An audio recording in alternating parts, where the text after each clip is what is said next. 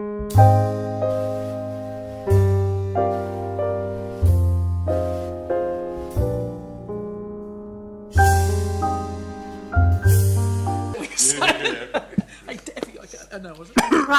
we're getting going. Hang on. Yeah, no, you've finished your weekend gossiping. We're talking about the footy. Oh, the footy. Oh, I know. Oh, it's a hard life. Well, what do you reckon? Should you have gone upstairs? Oh, I have to confess I didn't actually watch it. Anyway, he should have gone upstairs. Is that the right answer? No. No, not after he'd awarded the try. You can't. Oh, okay. Right, good morning everyone and welcome to the Extraordinary Strategy and Policy Committee meeting of 10th of November 2014. Welcome to Her Worship the Mayor, councillors, members of the public, media, we have no media here yet, and our online viewers. Just a reminder, if people in the chamber can make sure their cell phones are turned off or on silent. There's a public trolley out in the foyer for members of the public, and committee, we only have 15 submitters talking to us this morning, so we should well and truly be done at morning tea, which is 11, or we'll wait to break for morning tea at the close of the submitters speaking. After that, we will go into deliberations, and you have a deliberations issues and options paper, a couple of pages that's been popped on your desk. Lunch is at 12:30, but I think we should be done by then. Just for a little bit of context for our online viewers, the committee is sitting today to hear those submitters, who wanted to speak on the proposed safety in public places bylaw that we put out for consultation on the 1st of October. And this part of that process is a hearings process, which is a little different from regular committees in that this is the opportunity for those people that submitted to come and talk to us, and it's the role of this committee to listen and ask questions for clarification. So we've got a few moments before the first submitter committee, so staff are going to just talk to the report that you've got in front of you, which is this one here.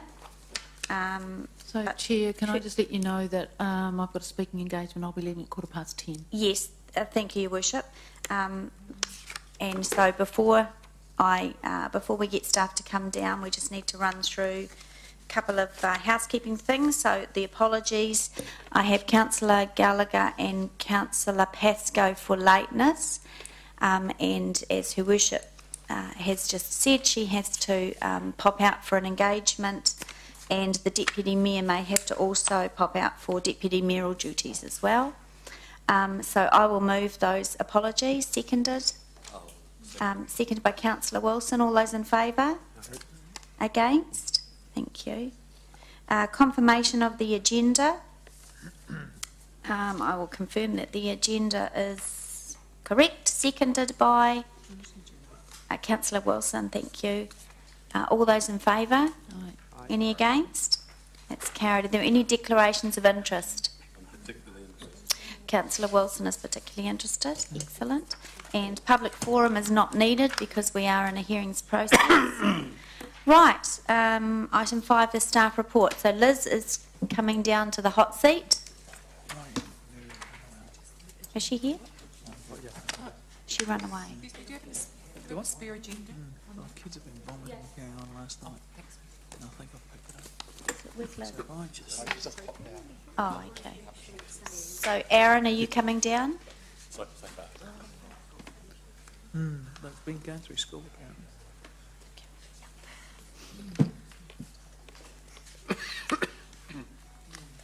All good? Great, thank you. Good morning.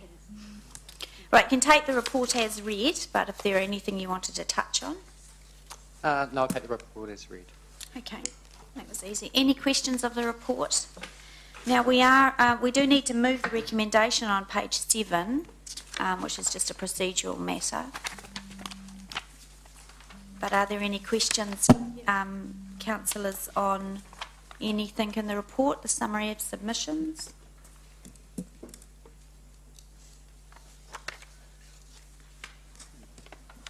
No, there are no questions.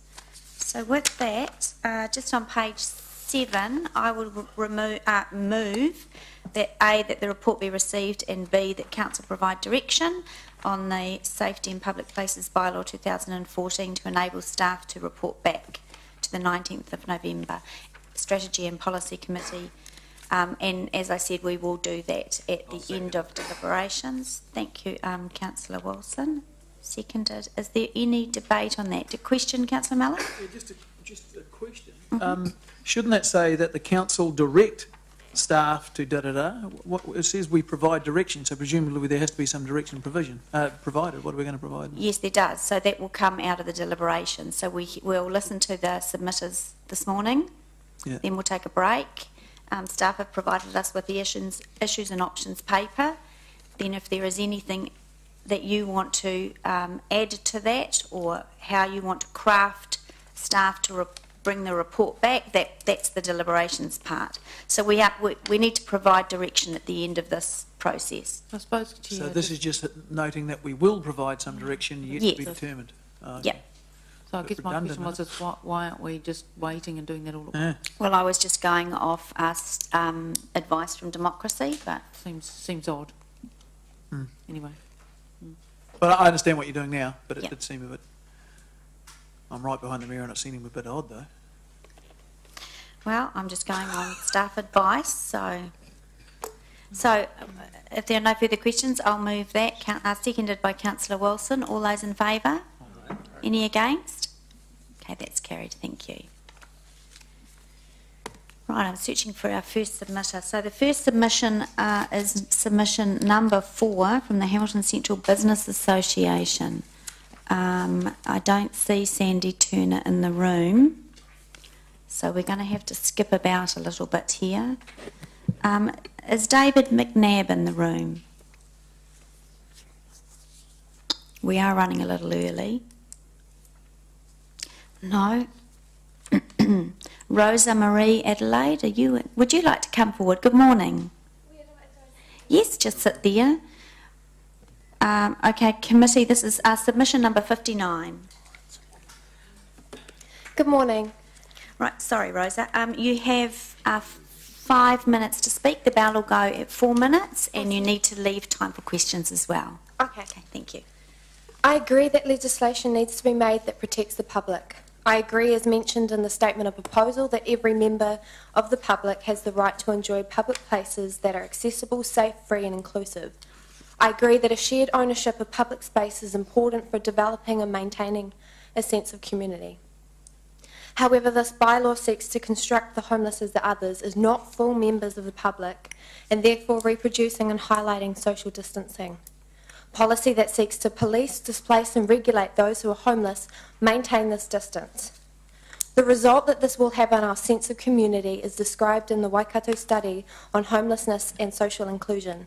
Efforts to regulate access to public places are reducing opportunities for intergroup mingling in a shared public space that all citizens have a right to occupy.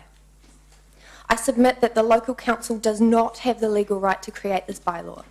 No bylaw may be made which is inconsistent with the New Zealand Bill of Rights. The Bill of Rights ensures everyone has the right to freedom from discrimination. There are 2 questions when assessing if a policy is discriminatory under our Bill of Rights. Is there a distinction based on one of the prohibited grounds of discrimination, and does this distinction involve disadvantage to the person or group? Part 5, Article 26 of the International Covenant on Civil and Political Rights represents the full scope of those protected against discrimination. The law shall prohibit any discrimination and guarantee to all persons equal and effective protection against discrimination on grounds such as race, colour, sex, language, religion, political or other opinion, national or social origin, property, birth or other status. The homeless come under the other status definition of protected persons. Therefore, the answer to the question, is there a distinction based on one of the prohibited grounds of discrimination, is yes. The answer to the question, does this distinction involve disadvantage to the person or group, is also yes. It would be very difficult to argue that bringing in a bylaw that attempts to eradicate through policing, displacing and regulating people from sleeping and begging in public places is not targeting and disadvantaging the homeless, especially when you place this revised bylaw in context. The first copy of the bylaw released defined in section 31A, begging in a public place, and C, sleeping in a public place, as nuisance behaviour.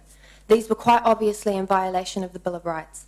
In changing the wording to be ambiguous, it tries to bypass the Bill of Rights, yet essentially achieving the same outcome. Intention is important, especially when the wording is so vague, then it can be interpreted to such a wide scope.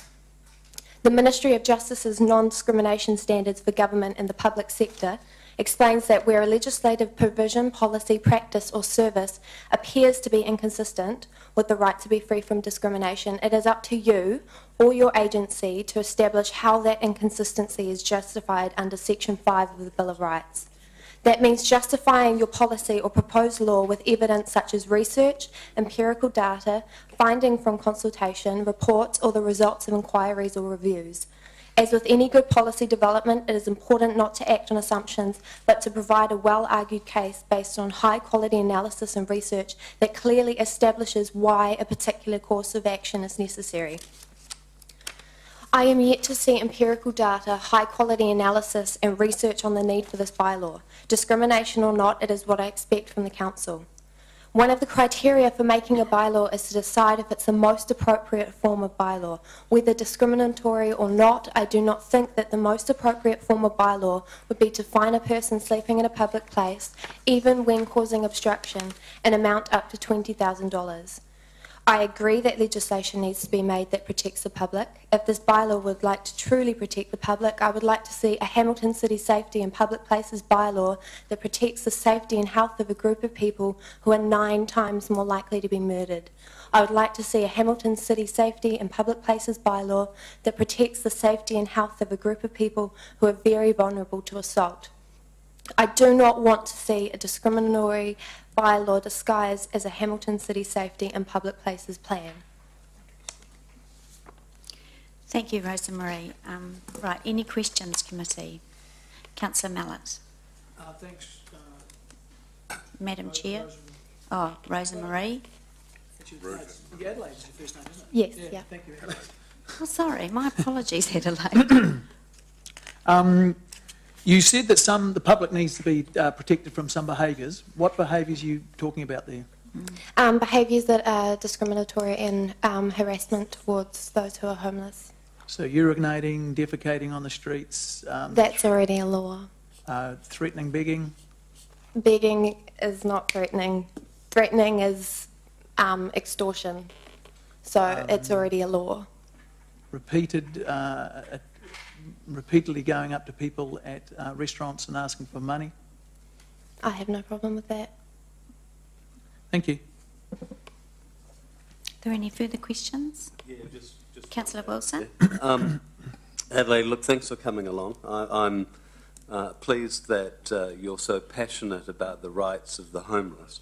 I'd like to expand whether or not you're so passionate about the rights of other individuals who should be able to walk through the streets and not feel intimidated. Do you not feel that those same rights should be extended to every citizen? Do you not believe that maybe your position is somewhat biased? Well, I would think that it's purely based on ignorance to walk past a person and assume things about them just because they're homeless or they look homeless. And basically talking about their actions. Well, there are already laws that protect people against harassment and against extortion and against all of those things. A lot of what I see in this bylaw are already laws, so I'm not sure quite why all of those roundabout things are quite necessary. But yeah, basically we all have the same rights, and this is trying to take them away. Final question: you spoke at some length about the Bill of Rights. Yes. Yeah. And you articulated what your interpretation of the Bill of Rights and the legislation and frames, and you went through all the series of the obligations in the Bill of Rights. I think your final comment was that particular category included the homelessness because there was issues of Yes. Ethnicity, Yep. religious, etc. On what legal basis are you asserting that point? Well, the Bill of Rights say that Just any case law you could advance, any examples you could advance to support your position? Well, reading the Ministry of Justice's non-discrimination standards for government and the public sector, it basically explains what that looks like. But any existing law that isn't covered entirely in the Bill of Rights is still counted, and we signed the International Covenant on Civil and Political Rights before the Bill of Rights was there. So the full scope of those protected are actually in there. So I don't see why that doesn't stand. Thank you. Are there any further questions? No, thank you very much, Adelaide. Thank you. Right, Sandy Turner, Hamilton Central Business Association, you're next. Welcome, Sandy. Good morning. This is submission number 4, and just for members of the public, the elected members have their submissions on their iPads or their computers. We're trying to save trees, so that's what they'll be doing when you see them activating those devices.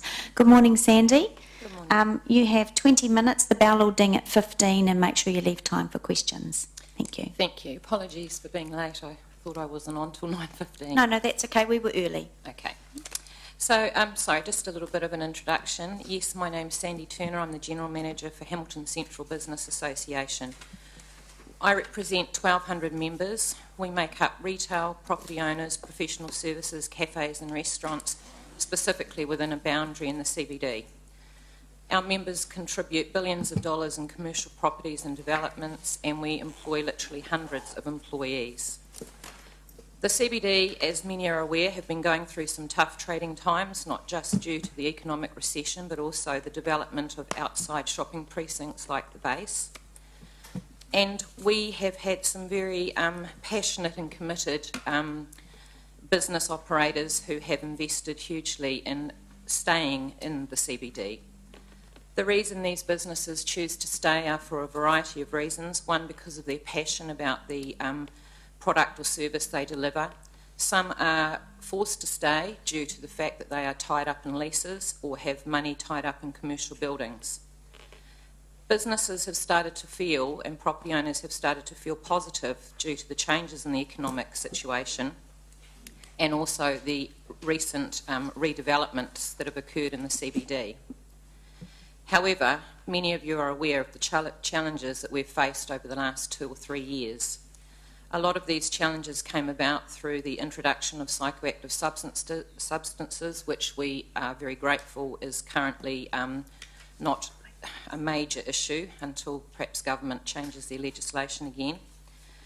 But we have also seen a huge increase in antisocial and nuisance behaviour. We're encouraged that Hamilton City Council has listened to the concerns of many of our members and reacted by the positive and measured draft Safety in Public Places bylaw. Like any city, we're growing and developing, and as such, reviewing and updating bylaws is a natural consequence. You have got many submissions that you're going to hear today, but I'd like to draw your attention to a few and comment. Particularly submission 025 mentions that HCBA receives funding through city ratepayers. Can I correct this? Property owners within the bid boundary pay a separate targeted rate which HCC collects and passes on to HCBA. This submitter also mentioned that she feels HCBA should not have been involved in the development of the draft plan. This is also incorrect, as many agencies and organisations have been invited to participate and provide information. HCBA are mentioned within the plan as being major stakeholders. We felt it appropriate to commit funds and resources towards a solution that was going to benefit us all. You will also hear from a few people today who have taken the contents of the draft plan to the extreme. Firstly, I'm familiar with the term homeless, which we throw and bandy around. Having worked with the police when they did some work as part of the development of the plan, we were aware that people who just tend to hang around or loiter in town are getting branded with the name homeless. Having worked with many community groups and agencies, it is a very small minority of people who are literally homeless. Others are people who just choose to loiter about in the CBD for a variety of different reasons. We are also aware that people feel very passionate about not picking on or bullying the most vulnerable people in society. We wish to remind councillors that New Zealand, and indeed Hamilton, is not a third world country. We have a welfare system that provides funds, community groups who do extraordinary work providing food parcels, community meals, budgeting advice, to name a few. I draw your attention to submitter number 58, Hamilton Christian Night Shelter, who will share with you his concerns regarding people who choose to beg and the impact this has negatively on people with addiction problems. In many cities around the world, they have a zero tolerance to begging because it is actually killing their most vulnerable people. We believe that with the involvement of the initiative People's Project, we will see even more successfully supported people into better and safer lifestyle choices, and we will be working closely with them to achieve their goals. Organisations like the Hamilton Homeless Trust further exacerbate the problem as they feed people on the street.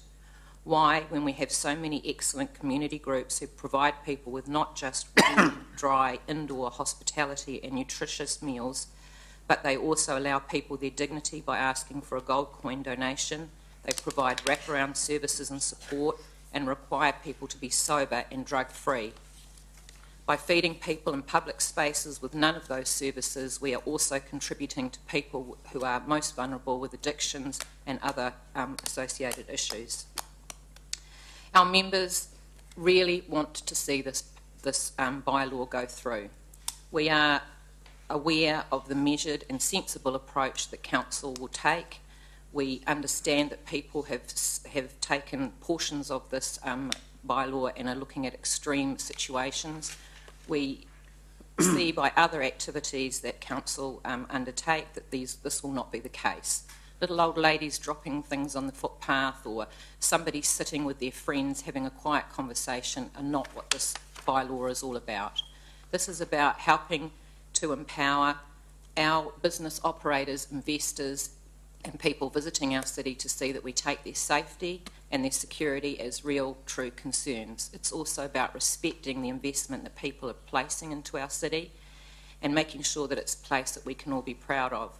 When you look around the country at other CBDs, we see that many are struggling with the same issues that we are. We want a CBD that really truly is the heart of our city, that is thriving, that is somewhere that we can all come and enjoy in a safe and comfortable way, and a great place for people to do business.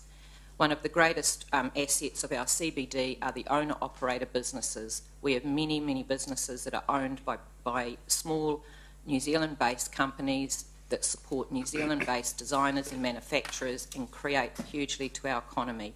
And we would like to see more come into our city, and by putting this bylaw through, I think we're going to successfully show that we are very supportive and proud of developing our city further. Thank you. Thank you, Sandy. Any questions?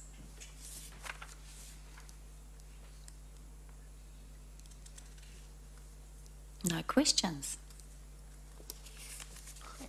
Okay, thank you very much, Sandy. Thank you for your submission. Right, Reagan Peter Lewis Johnston, are you in the audience? David McNabb? Hi, David. Good morning. Welcome. Come down. Committee, David's submission is number 37. Now, David, you can take, the submission has been read, so this is your opportunity to talk to us about any points you wish to raise, and you've got 5 minutes. The bell will ding at 4 minutes, so go ahead. That's fine. Thank you, Julie. Thank you for having us, thank you for having me, councillors. I don't submit to you today from any lofty kind of position as head of any association or interest group. I'm just a private employee working for a very small private company in Garden Place. We have a very small rented office. It is an Auckland-based company. And why I bring this up is that I've had complaints from my colleagues and my management in Auckland that during conference calls I can barely be heard from the din in the background from young people loitering around in Garden Place, yelling, hooting, making a lot of noise, getting into some argy-bargy here and there, and it has devastated the tone of that environment. Now, my landlord, he is facing ownership of a building which generates substantial revenue with a minus sign in front of it. That building is costing him money. He's paying rates, maintenance, insurance, and his tenants are dropping off like flies.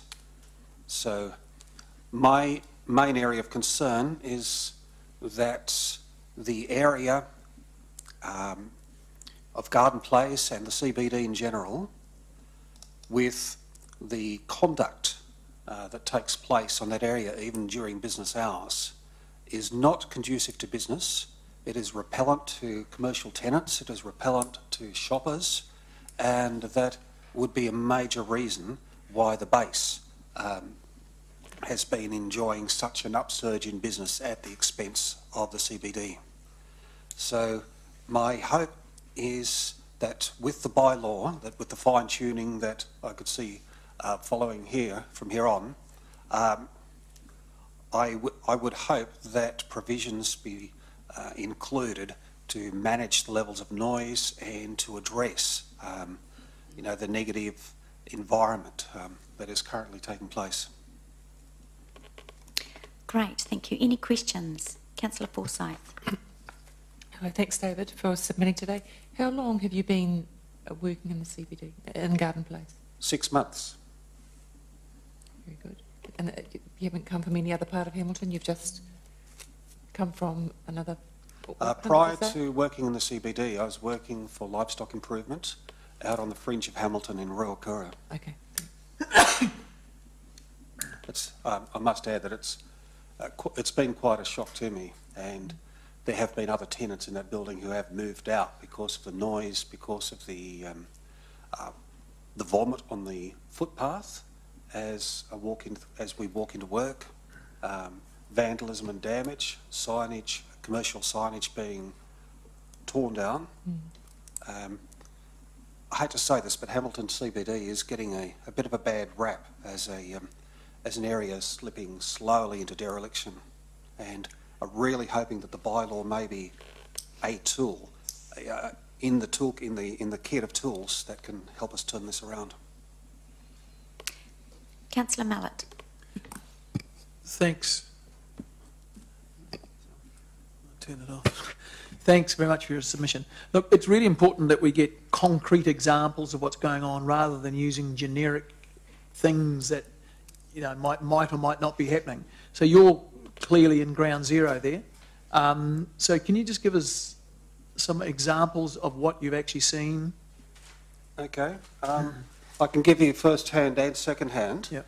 A neighbouring business tenant in that block, in that building on 12 Garden Place, Cecil House, had her signage torn down from outside and from the lobby. She had her office broken into on 2 occasions.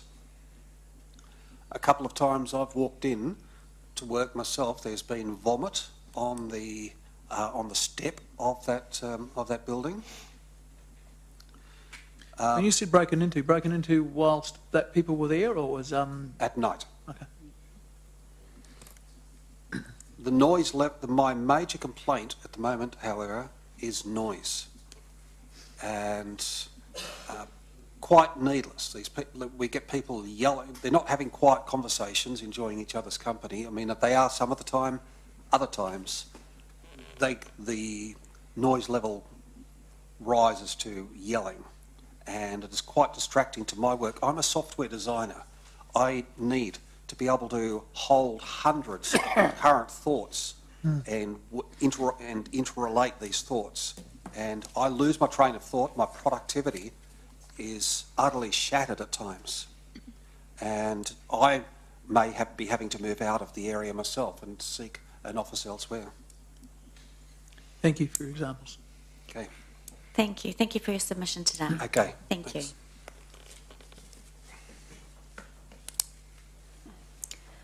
you. Reagan Johnston.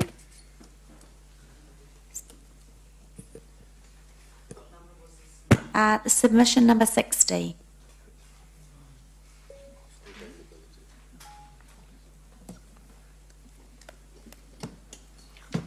Good morning, Reagan. Welcome. Hi. Reagan, you have 5 minutes to speak. The bell will ding at 4 minutes, and just leave time for the committee to ask questions as well. So I have 5 minutes in total? You have 5 minutes in total. Okay. Yep, go ahead.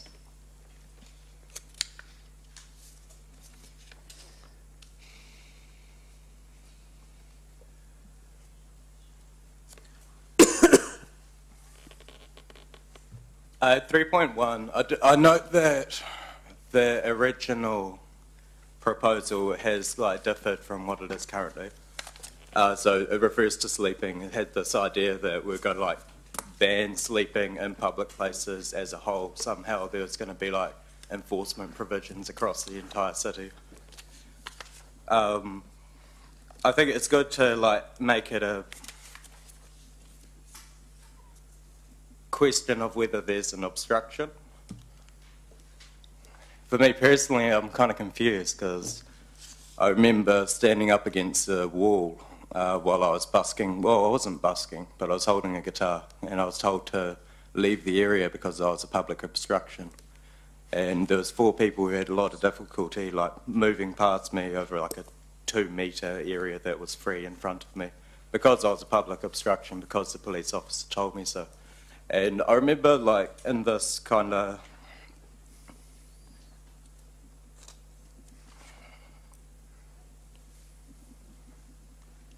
I think there needs to be some clarity over what public obstruction constitutes, perhaps for authorised officers as defined in the bylaw, perhaps for people who run CitySafe.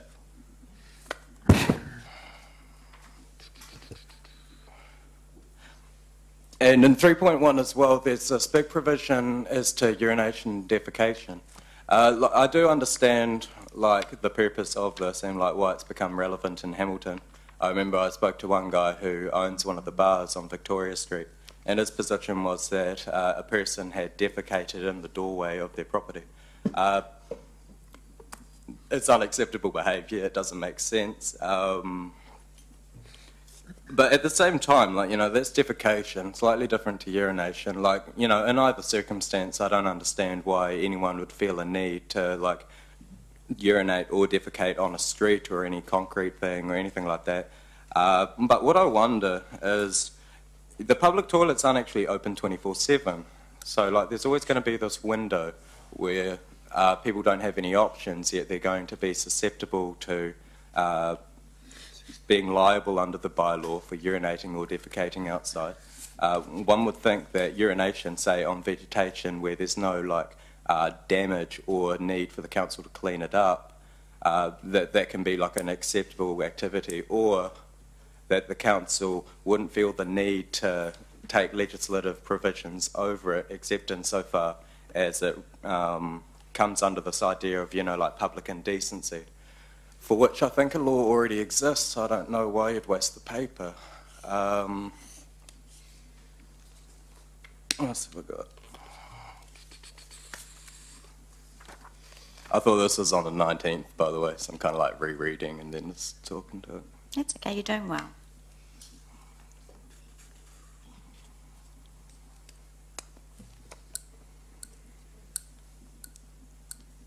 But yeah, seeing as there's this whole ban against urination and for effect to not putting anyone out and making sure they've always got access to, probably a human right of being able to urinate or defecate. Generally, it's a human need. Find me a person who doesn't need to do either.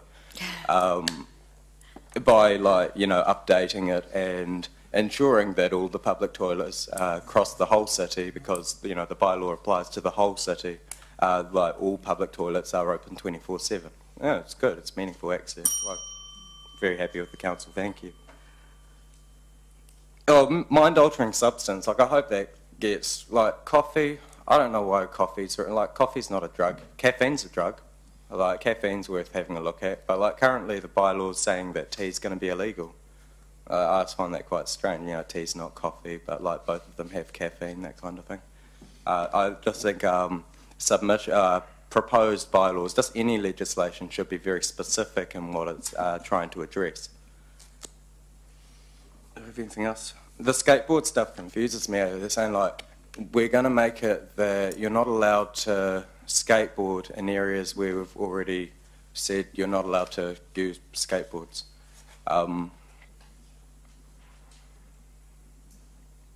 It seems like a waste of council resources. I heard something about $350 million in debt or something. I heard, like, this re-emphasis on, like, the Health Act and nuisance in there. It's kind of like, if there's any public property, there's land that's gone down or up, elevated or de-elevated, whatever the other word is, and someone, like, damages their leg, because this has already happened, I remember last year, like, does the council become liable for up to $20,000 because their public property hasn't been maintained properly? Because that's a nuisance. Oh, it's existing law, so I guess it has to happen anyway. But thank you, Reagan. thank you. Thank you. Just stay there. We'll see if there are any questions. I just want to clarify, Reagan, with you on your submission, you've ticked yes to support the bylaw in principle. Is that correct? Oh, well, in principle, it makes sense. And just wanted to clarify what you said about caffeine and coffee. Would you recommend or prefer us taking the coffee caffeine bit out in total, rather than having anything in there and trying to define it?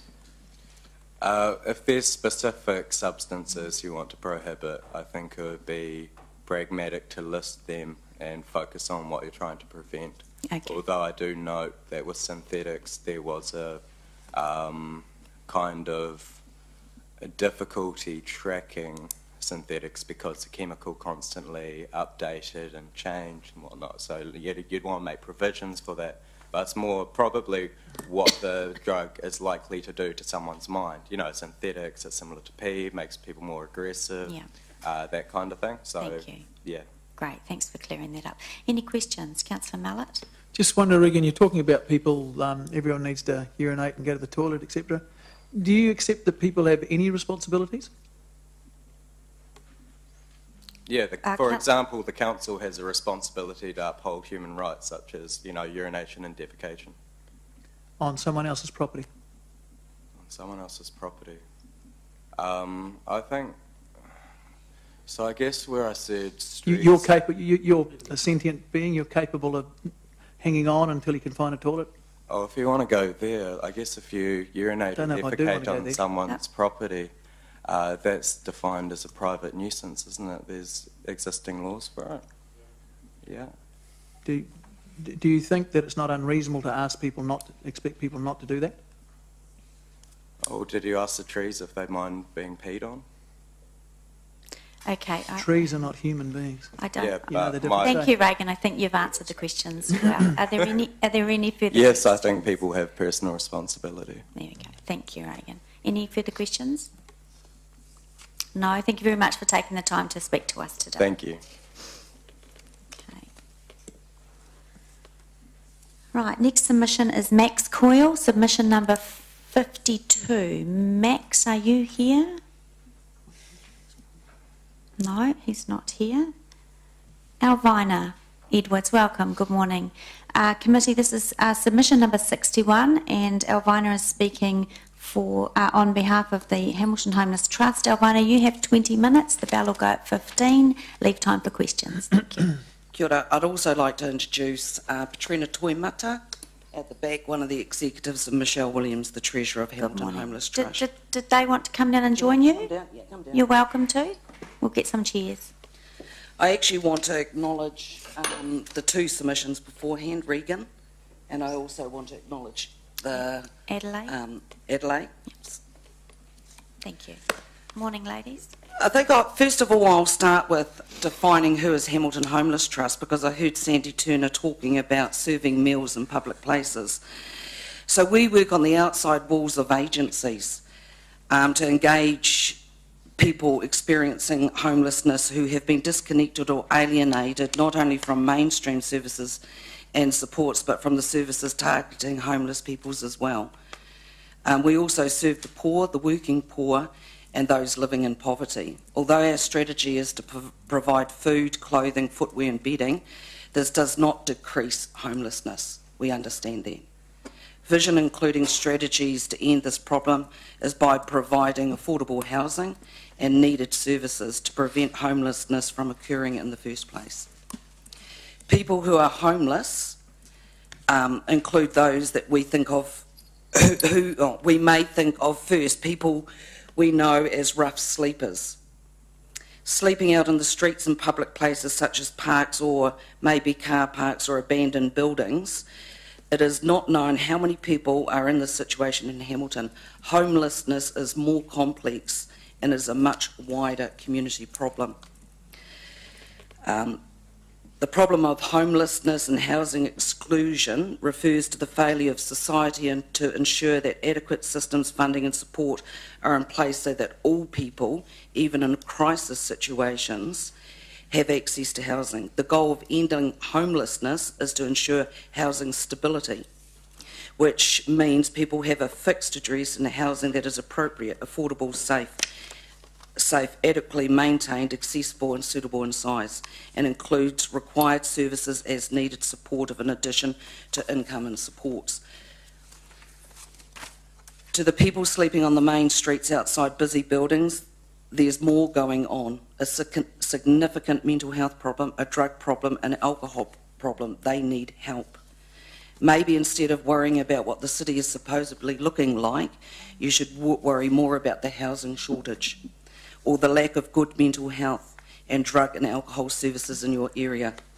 Worry about how your local area is dealing with the antisocial behaviour. However, what we're concerned about is, so far, reading the bulk of the submissions, it's been focused on the CBD, it's been focused on Garden Place, it's been focused on business. Instead, this bylaw, the intention of it, supposedly, is that it's going to be Hamilton-wide. So we've actually focused on some of the antisocial behaviours, supposedly or perceived, that are actually going to be impacting on particular marginalised or vulnerable people in the communities throughout the whole city. Worry about the children's services, worry about the youth services. We lack youth services in the city. Worry about decent homeless liaison teams in hospitals. Worry about the lack of shelters. There's very few shelters. Peter Humphreys will even state that his night shelter is bursting. Worry about the benefit cuts. Worry about the poor, worry about the working poor, and worry about poverty in this city. I take that the submission has been read, but I actually want to draw your attention to the last part of the conclusion. Just prior to that, we've used examples, and I actually know Regan and sort of will interpret the whole urinating and defecating in places. Of course, it's not acceptable, you know. But at the end of the day, in the CBD, we want to know the cases. It's okay and good and fine to perceive that there's this huge increase in antisocial behaviour when it comes down to urinating and defecating. But where is the evidence and the fact to say that it's actually widespread in this city? That's my concern.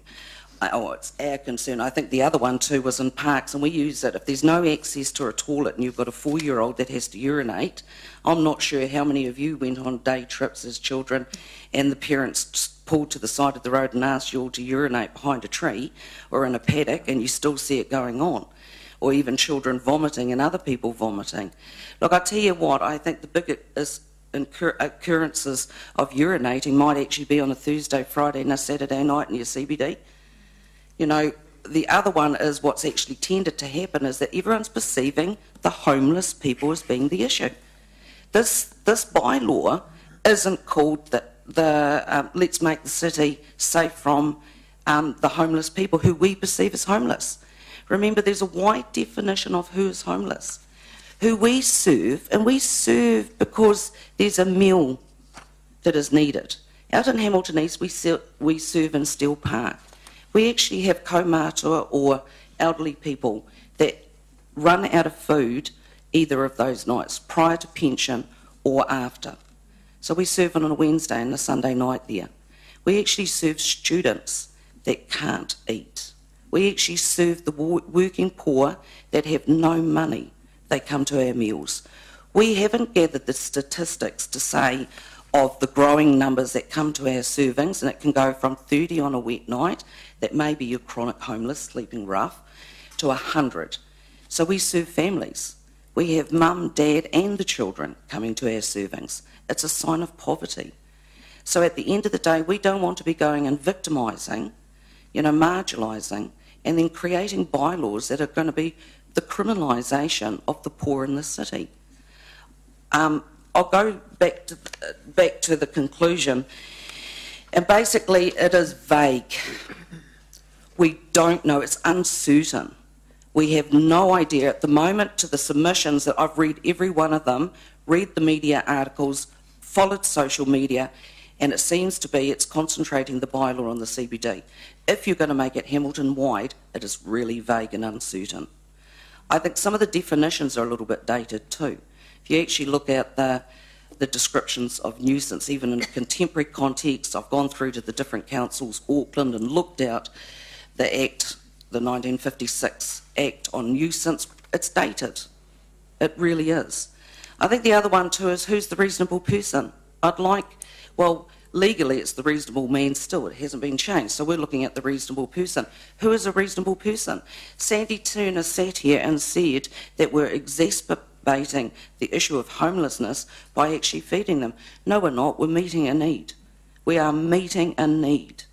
We would prefer to be made redundant, and if that's what the People's Projects intend to do, but whatever secret they've got to make homelessness non-existent in 2016, the rest of the world want to know. Truly, the rest of the world. Because at the end of the day, you're always going to get people coming into shelters. You're going to have domestic violence. You're going to have overflowing of women's refuges. You're going to continually have people lose their jobs and end up in that situation. So you're talking about a vulnerable population, and part of that vulnerable population is also our young people. We're here to protect them, and it's been decades that there's been a request to actually be able to focus on them. Whai Marama started in that whole process. They were supposed to be the A to Z dictionary of phone book of what youth services were not connected and where were the gaps. It's never happened. At the end of the day, you've got young people gathering out there. Now, what tends to happen is they're perceived as the homeless too. So we consider that there should be a better understanding of all the instruments of the human rights. We're not just talking about New Zealand Bill of Rights. We're talking about all rights towards vulnerable and the disabled. And a lot of those that are chronic homeless are in that category. I'd like to know whether you've done DNA testing to check whether the defecating is actually coming from those people. I'm sorry, it's just too easy to be able to brush a certain particular population as causing the issues in the city. We asked the council to reflect on Indigenous and human rights, and I actually included in the UNDRIP, because at the end of the day, what we have present is a bigger percentage of Indigenous or Māori people that come to our servings. Then make stereotype, discriminate, and making everything punitive. Everything is about punishment. There's very little help. And you've got to remember there's a huge story behind these people. No one chooses to be homeless, Ewan. No one chooses to be homeless. Citations, arrest and criminalisation does not solve the problem of poverty, homelessness and mental health. Your chronic homelessness, and even some of them aren't chronic nor homeless, have actually not been looked after by the system. So it's been a failure of the system. All good on them now to say that they can tidy it up, but they've got to prevent it from happening. Not only is the criminalisation of poverty, homelessness wrong, it is incredibly expensive. they just route crucial public dollars that could be spent on housing to an already impacted court and correction system. At the end of the day, housing is the issue. Whether the proposed, or one of the issues, whether the proposed bylaw is right or wrong and good or bad, and what we're saying is there's certain parts of it we think, yes, I want my 83-year-old mother to be able to walk through to the CBD and Transport Centre, back out to Silverdale and feel comfortable and safe. But at the end of the day, it's got to be done balanced so that everybody is protected. And when we talk about everybody, we're talking about the most vulnerable people in this community. And I also talk about our young people, because they are going to be the adults of this city. The trustees of Hamilton Homeless Trust basically want you to reconsider the proposed bylaw instead of setting a high standard by creating a bylaw that gives rights to the vulnerable, poor, marginalised and homeless. How about you actually create a bylaw that's actually about protecting the vulnerable? Actually take it back to the streets and actually create that so that we actually protect all vulnerable peoples. You know, I've heard this one about businesses and their concerns. At the end of the day, I think globally, what happens is that you have satellite shopping centres. We need to get over it. We need to get over the base, eh? That is common. I come from Christchurch. My daughter lives in Auckland. At the end of the day, you shop in the centre, you go out and you satellite out to all those shopping centres. But what has caused it? There's other issues causing the dying part of the CBD. And I think you've actually been given those indicators decades ago. You know, this could be a really vibrant centre if it was inviting for all populations, all parts of the community. So, unless my good friends here want to say anything else, again,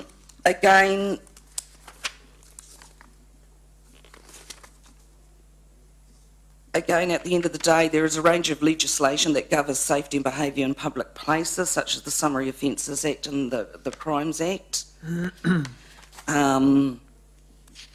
Yeah, and I'll probably leave it at that point. I don't think I need to say much more, do I? No. Yeah. Okay, thank you. Stay for questions, Alwana. Yep. Any questions? Just, Councillor Gallagher. you talked about the People's Project. Yep. What contact have you had, your organisation? We've had contact not long after they set up on the corner. I've actually worked with the ladies before, and that was on Whaimarama Youth Connects years ago, about a decade ago. So we've actually had contact. I think it's great. I think that anyone that sets a dream to make sure that we don't have homeless, not just in the CBD, in this city, is a good thing. But you've got to remember that there has to be a complete backup of services of those clientele. Now, in the first instance, they're meeting the needs of those that have slipped through the gaps. But whilst they're actually housing them, we've actually had them present where their needs haven't been fully met, and they'll continue coming out of that environment until their needs are met. So a lot of them have come through the mental health system. But you house someone on a Friday night, and they're proud to be in that house. On a Sunday night, we have someone released through the Transport Centre from Waikeria that has actually instantly become homeless and needs services. So as fast as you house one, you've got another one coming through another environment. The People's Project, I think, is great, but globally, and when we look at this project, we look nationally and globally. I think I will commend them if they can actually reduce homelessness by 2016.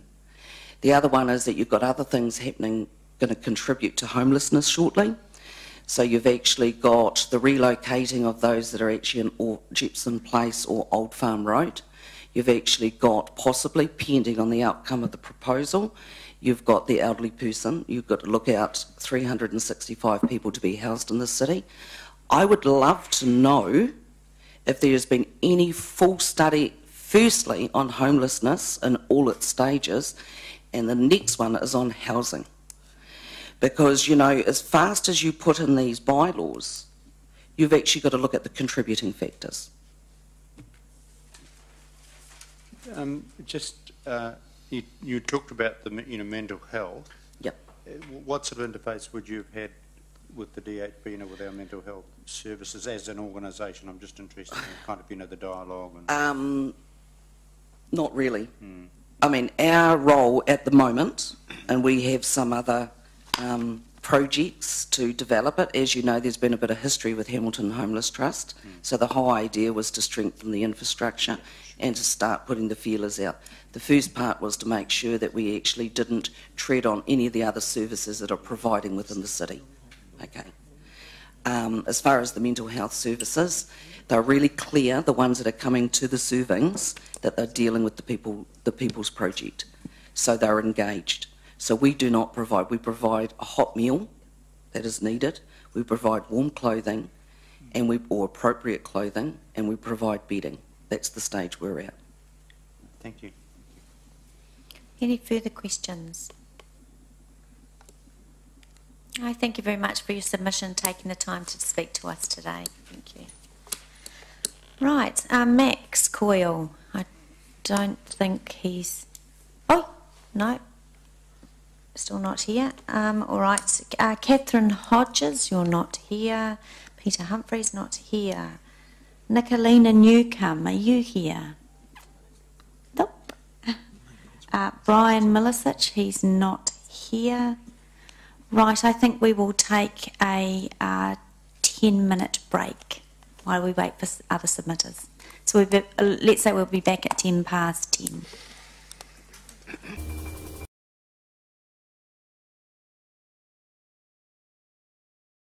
Right, welcome back everybody. We will reconvene the strategy and policy hearing for Hamilton City Council Safety in Public Places bylaw. Right, Catherine Hodges, I did see you. Welcome. Good morning, Catherine. Committee members, this is submission number 57. Catherine, you have 20 minutes to speak to us. The bell will ding at 15, and just make sure you leave some time for questions. All right, it's short and sweet. Thank you. Okay, so I'm Catherine Hodges, Director of Hamilton Methodist Social Services, which is known as Methodist City Action, and we're based in London Street. I particularly support an education campaign. As an inclusive community, we need to better communicate what is acceptable and unacceptable behaviour.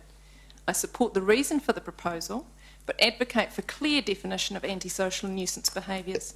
Is it laying on the ground or laying on a bench? I'm concerned that yes, it is, but only if you look unloved and unlovely. If I did it, would I be moved on? Absolutely not.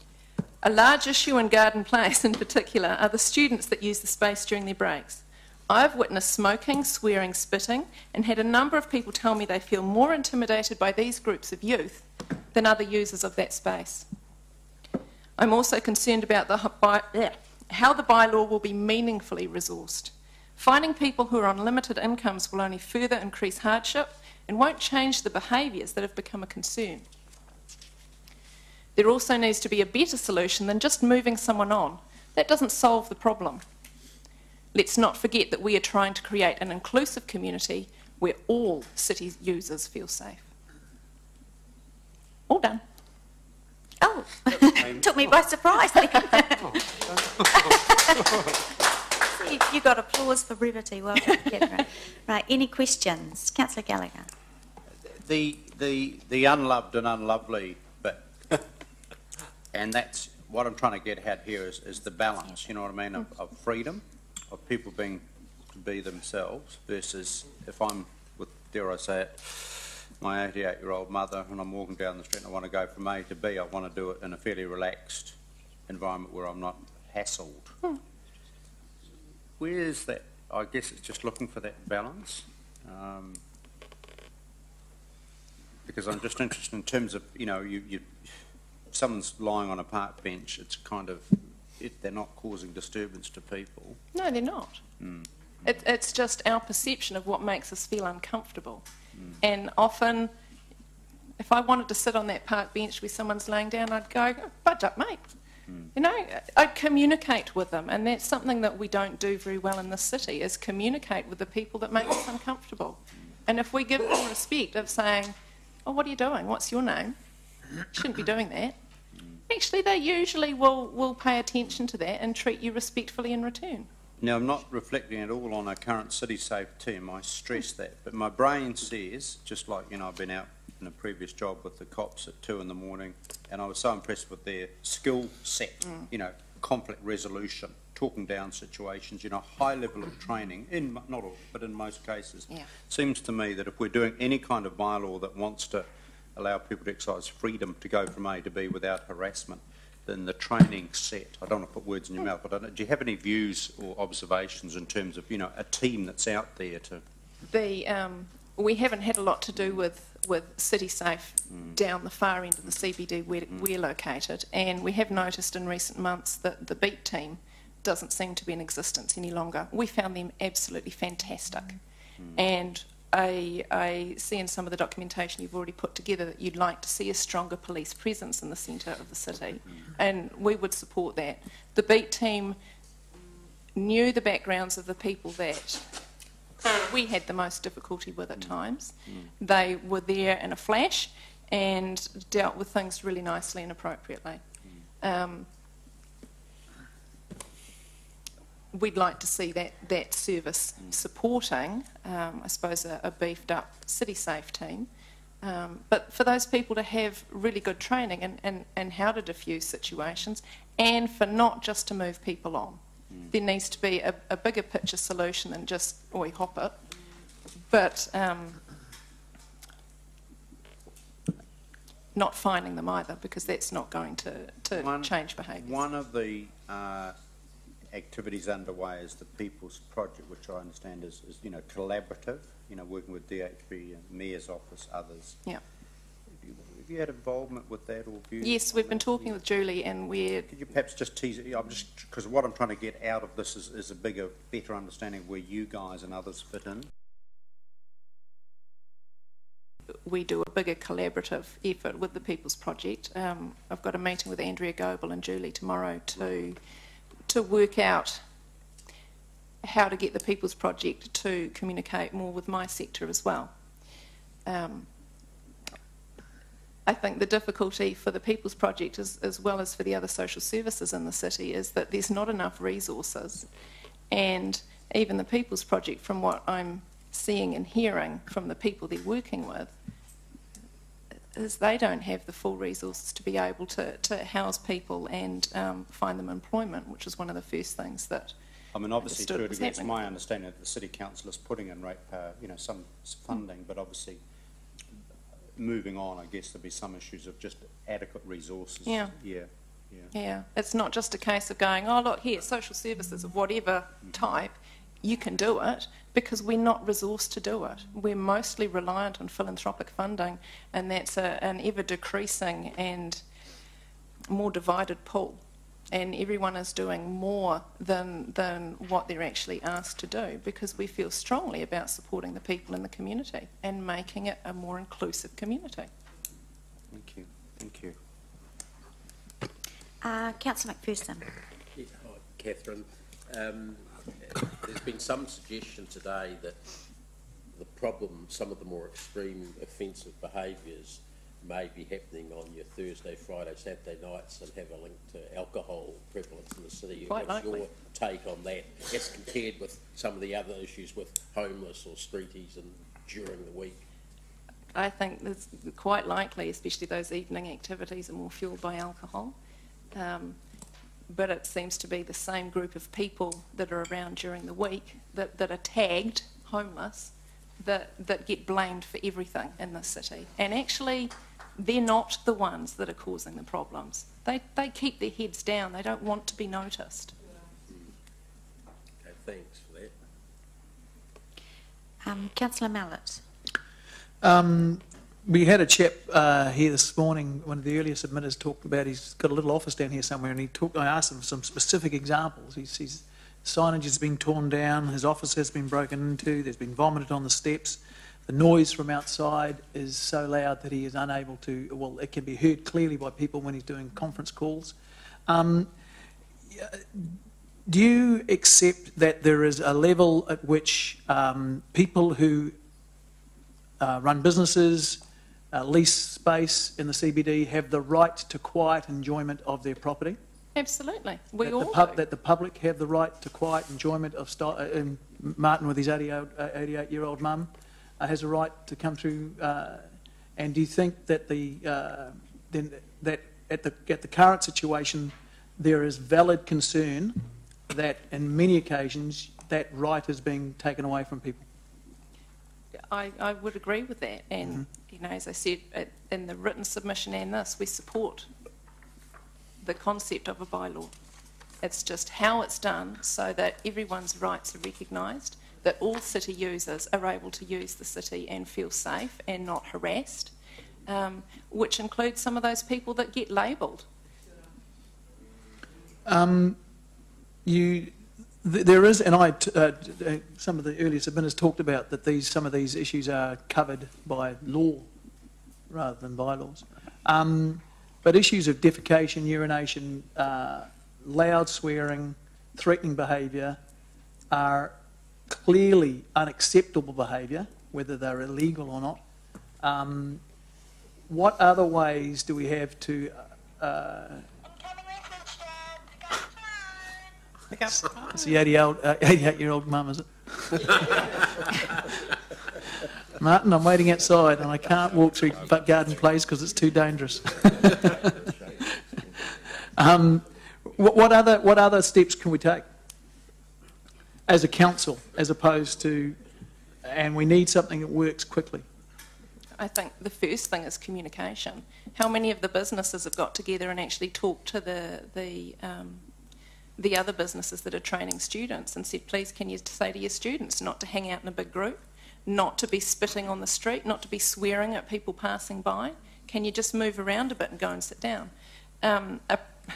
Probably not what you want to hear. Do you really think these kids don't know that that's inappropriate behaviour? They might well know it, but sometimes you have to say it again to people. And you So can't you're just saying there's a low level of intervention, which is the staff of these places telling the kids. Well, it's a common sense approach to start with. Yes. Yeah, and if that, I would be surprised if that hasn't been tried, very, very surprised, then there are higher levels of intervention. And I guess what this is a higher level of intervention. Yeah. But clear communication of what expectations are is the first step, and I don't think enough of Do that is not done. drop your pants and crap here. Yeah. Signs like that. But how often does that actually happen just out here? And how often is that the Well, people that you're talking about rather than the drunks on a Thursday, Friday, Saturday night? I've had a little run-in down here six months ago, about 10 o'clock in the morning. Sorry, with a guy trying to, but I'm just going to give an example. Yeah, but this is our time to ask questions of the submitter, not for them to listen to us. I don't have the solutions. But I know the start point needs to be clear communication and education of people, whether that's the perpetrators or the general public, and just actually having, you know, do unto others as you'd wish to be done unto yourself. If I'm doing something that someone feels is inappropriate, and I don't realise, and some people don't realise, then I would expect for someone to say, excuse me, don't do that. And I'd probably go, oh, sorry, and not do it. We don't take the time to just say to someone, oi, don't do that, please. And often that's all it takes. We're dealing with people who have very complex and complicated issues in their lives down at the Methodist Centre every day. And there are people that behave inappropriately, and we say, oi, don't do that. And they stop. Or they go away, and maybe they come back another day and they might do it again, but they respect us to go and leave the property. And if we have needed to, we have had to call the police and had them trespass. That happens very, very seldom because we deal with it in an open and communicative way. Thank you. Catherine, just a couple of questions from me. Does your organisation, and look, you know, you do, like many of the social agencies, you do fantastic work. Do you have people that come out and wander the streets and come into the CBD and you know, do what you suggest, sit down on a seat and say, hi, how's it going, what's your day, you know, what's your name? I do that. Some of my colleagues do that. Yeah. some of the people of the parish who we live in their centre do that as well. Yes, it can be intimidating, but actually you find that through and through people are people and they respect you for just taking the time. Okay, thank you. Any further questions? No? Thank you very much for your submission today. Thank you.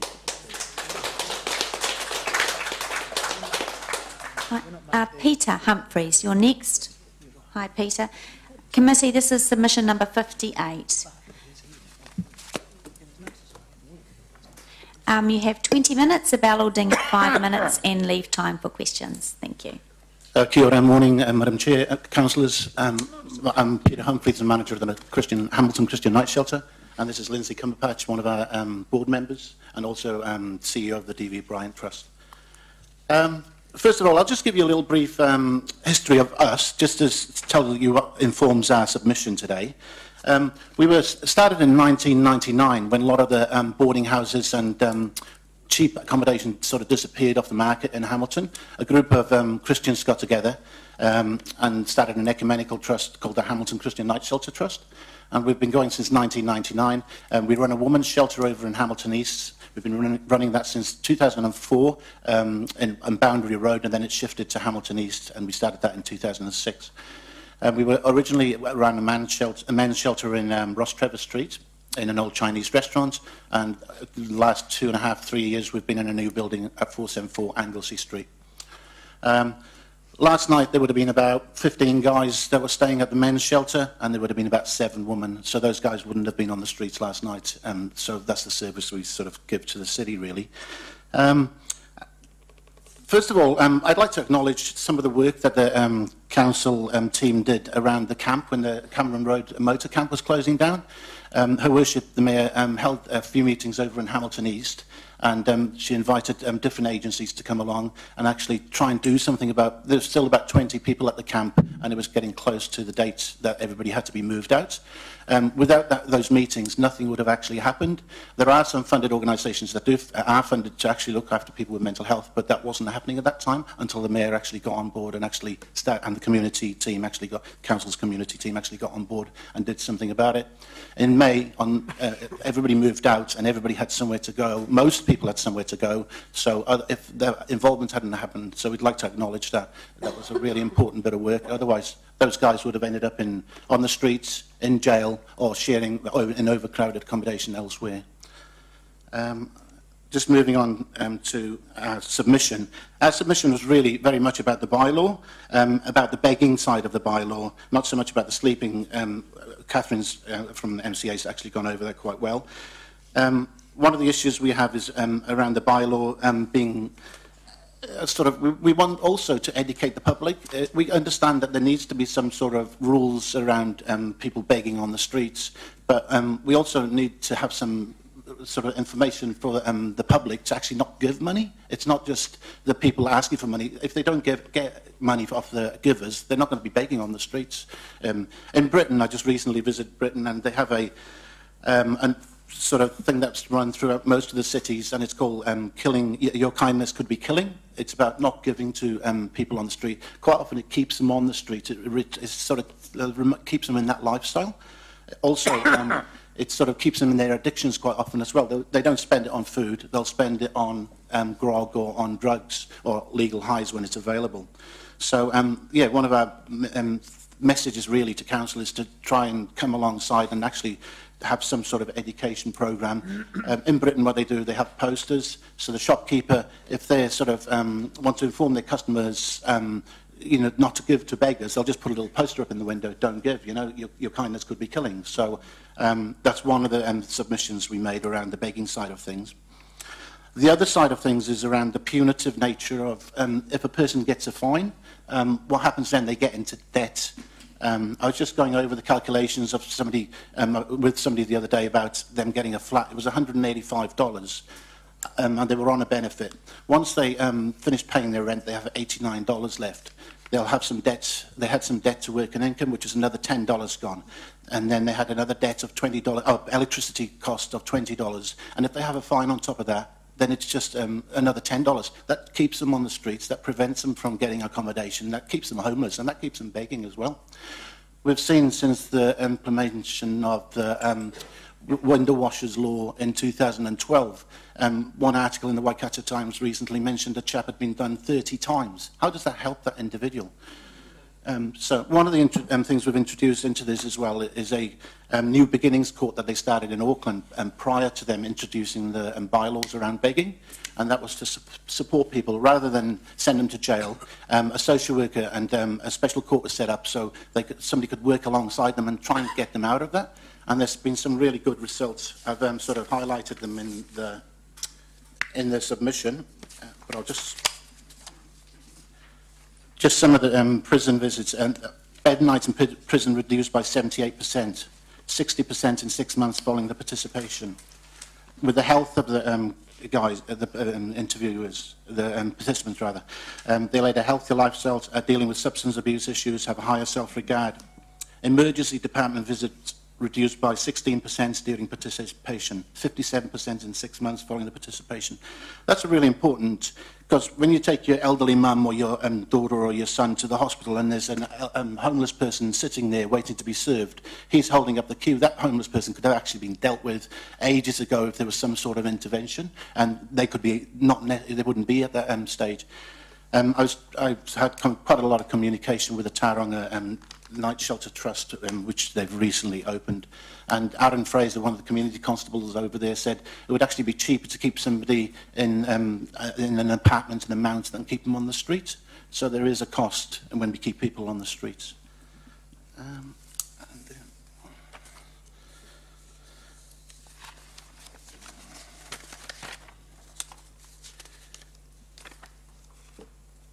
Yeah, and just like I introduced, there was the Court of New Beginnings that started in Auckland in 2010, and there was a report done in 2012 on the progress, and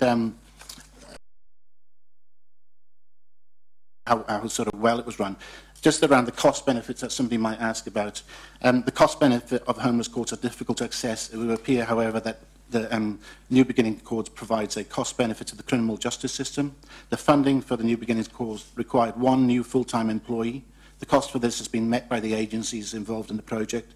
This is likely to be covered by a reduction in the number of arrests and prison bed nights. It is noted, however, that there may be an increased cost to other agencies, such as Housing New Zealand, because a lot of the guys were actually getting houses, they were getting access to houses. Having gone through that court. So, any questions? Thank you. Councillor Forsyth. Thanks, Senator, for your submission. I do have a number of questions. So, just to reiterate or confirm with me, I mean, because we've heard submitters this morning say that people should be allowed to beg and that's their right, etc. So you're saying that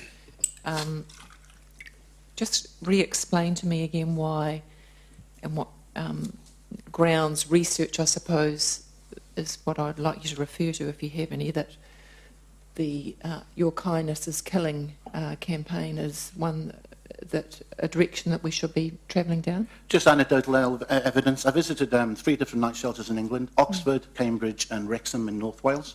Oxford, just a little bit of a background on Oxford. It was originally purpose-built night shelter, held 52 people. Now it holds 70 people every night. Those people can't just walk in off the streets like they do at our night shelter. They have to be found on the streets sleeping rough. Mm-hmm. So you get a group of people with 70 people really high needs, not much sort of peer support from others. So from the people that worked with those people, I spoke to them, got anecdotal evidence really. I haven't sort of read any research to sort of back that, but from the people that I actually spoke to, the ones on the front line, on the cold face of working with high needs people, they said that it seems to work for them. There will still be beggars. I actually find it, I walk through city quite often to see some of the guys, and I actually come across from Barton Street across into the mall, and I get accosted by Greenpeace or Save the Children Fund. I find it more difficult not to say no to them than I do to a homeless person, to be honest. Yeah. Good point. Thank you. Would you have any suggestion then if fining people is not going to be effective, fruitful, change behaviour, etc.? Do you have any other suggestions that we might be able to use here? And that's in our submission. That's what we've put around the New Beginnings courts, trying to sort of have a parallel justice system. It's not doesn't seem to be costing council. Auckland City Council were involved, and they were one of the agreed parties that actually set it up. But it's not actually costing them anything. I know how the community development team really worked well around the exiting of the camp. They quite often the sort of liaison and gelling people together and getting the agencies together to try and talk about something like that, trying having some sort of system where you just don't keep finding people, you actually assist them and try and get them into accommodation or try and get some social work involved. I have read, it's very loud, I've read about other councils having different ways of dealing with this kind of thing.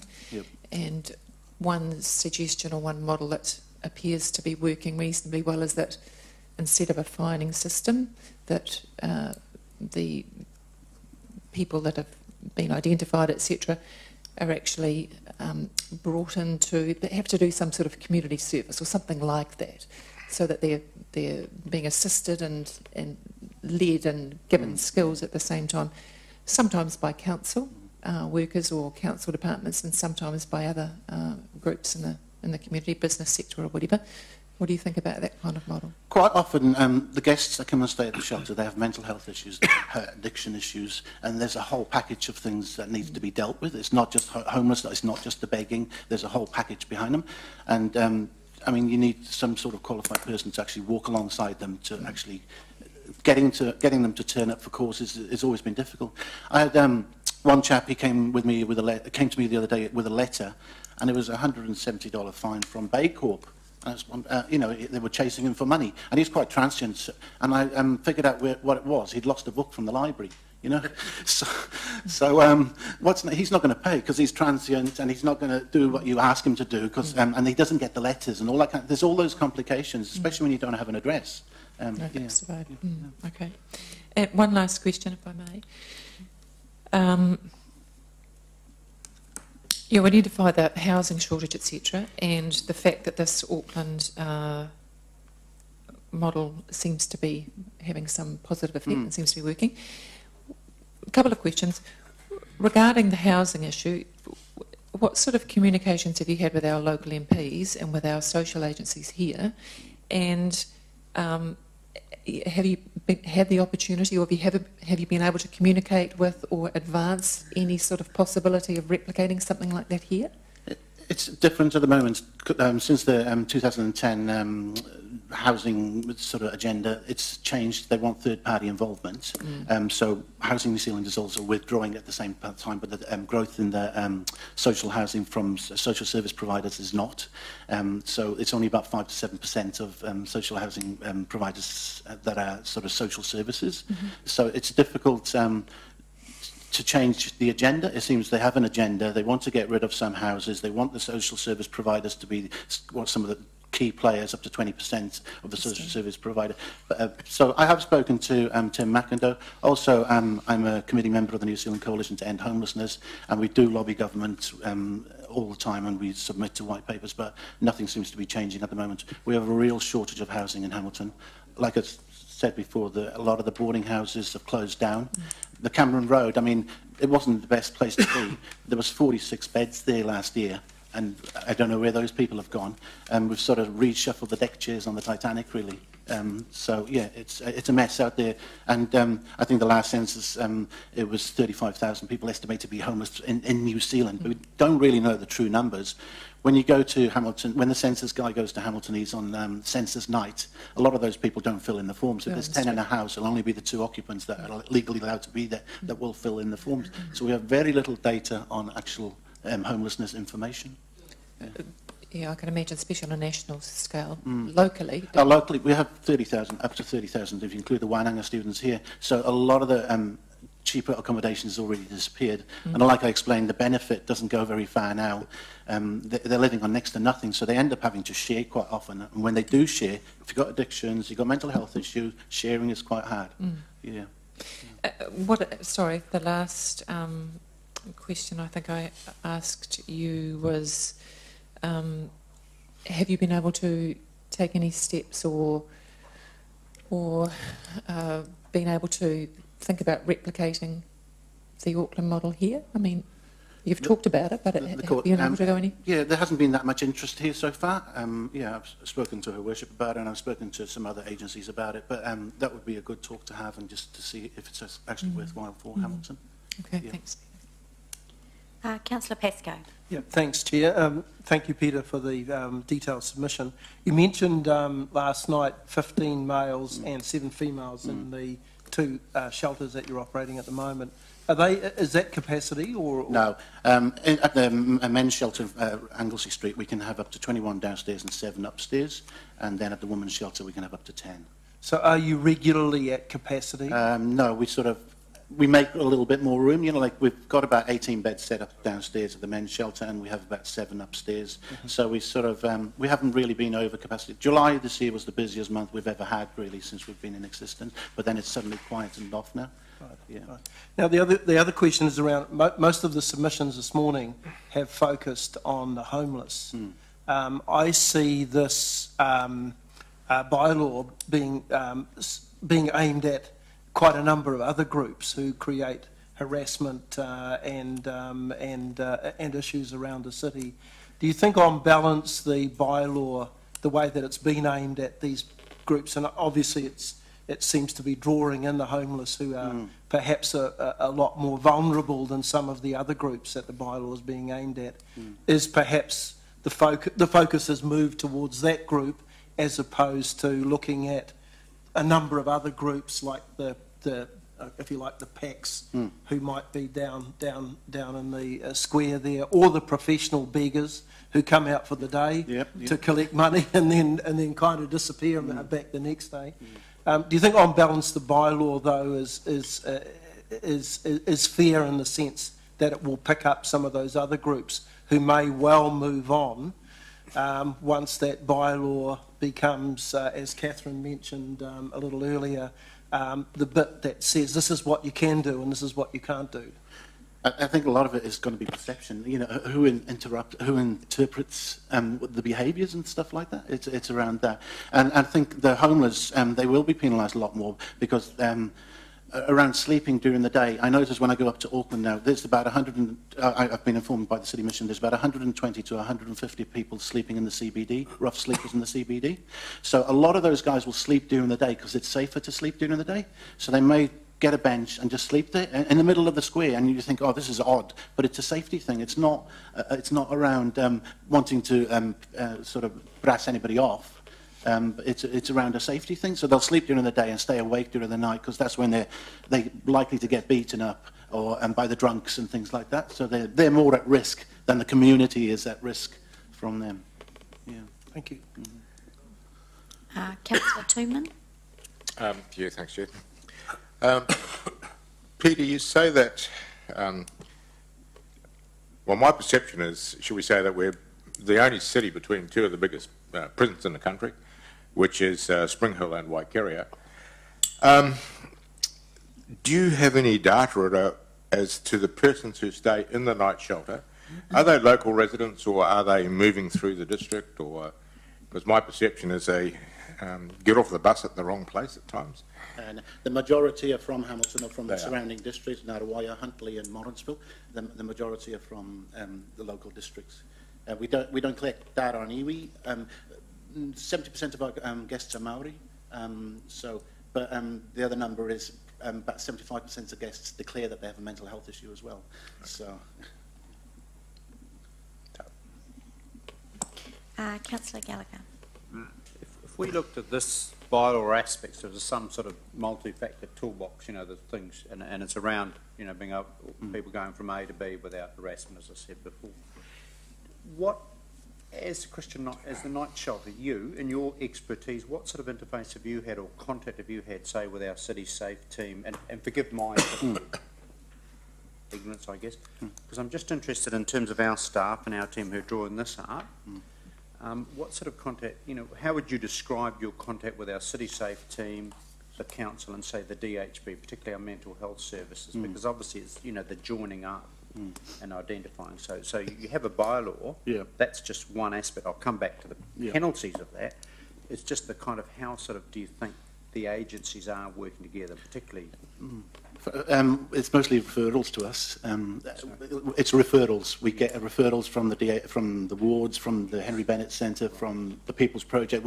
That's our main.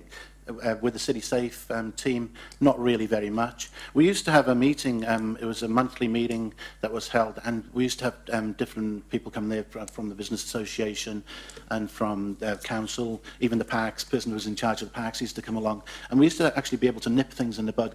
If we found somebody sleeping in the park, we could go actually and talk to them, or the council worker would actually work in with the police to try and find them somewhere else, or inform them there's a night shelter, or what services were available. So that was quite a good little thing that went on for a couple of years. It was actually started by Inspector Marcus Lyman of the police, and it sort of slowly grew, and then it's just disappeared last year, really. Yeah, that seemed to work really well. So that was, so you're saying that kind of, that particular aspect of a collaborative approach, because I'm coming back to anyone who's like, you know, as it's been made before, to identify, you know, behaviours and deal with it appropriately. Yeah. Yeah, and nipping in the bud, that's what we need to do quite often, and that helps the individual, that helps the neighbours. Yeah, and just a comment on the building that we're in. We've got Child Matters on one side, and we've got Work and Income on the other side, and we've got neighbours across the road. We don't get any complaints. I mean, like Catherine was saying before, we talk to them and we have an understanding with them, and yeah.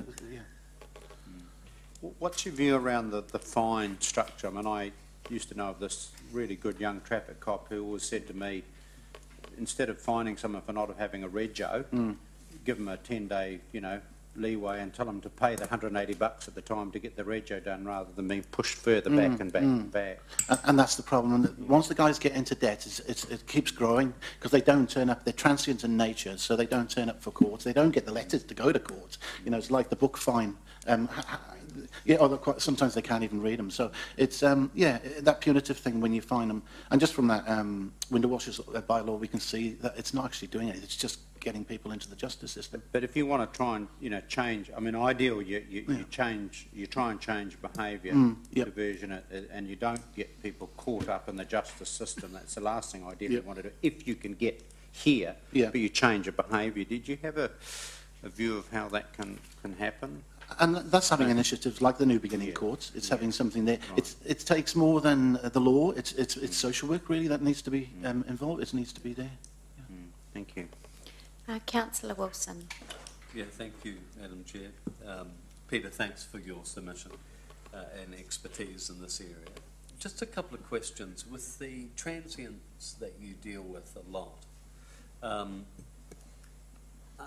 they accessing... One of the comments you made was that they didn't have addresses. Are they receiving benefits? The ones that are going through the shelter are, but quite often if they're on the street they need an address for that benefit. So that's always a difficulty. They may use an agency's address at times, as long as they're allowed to.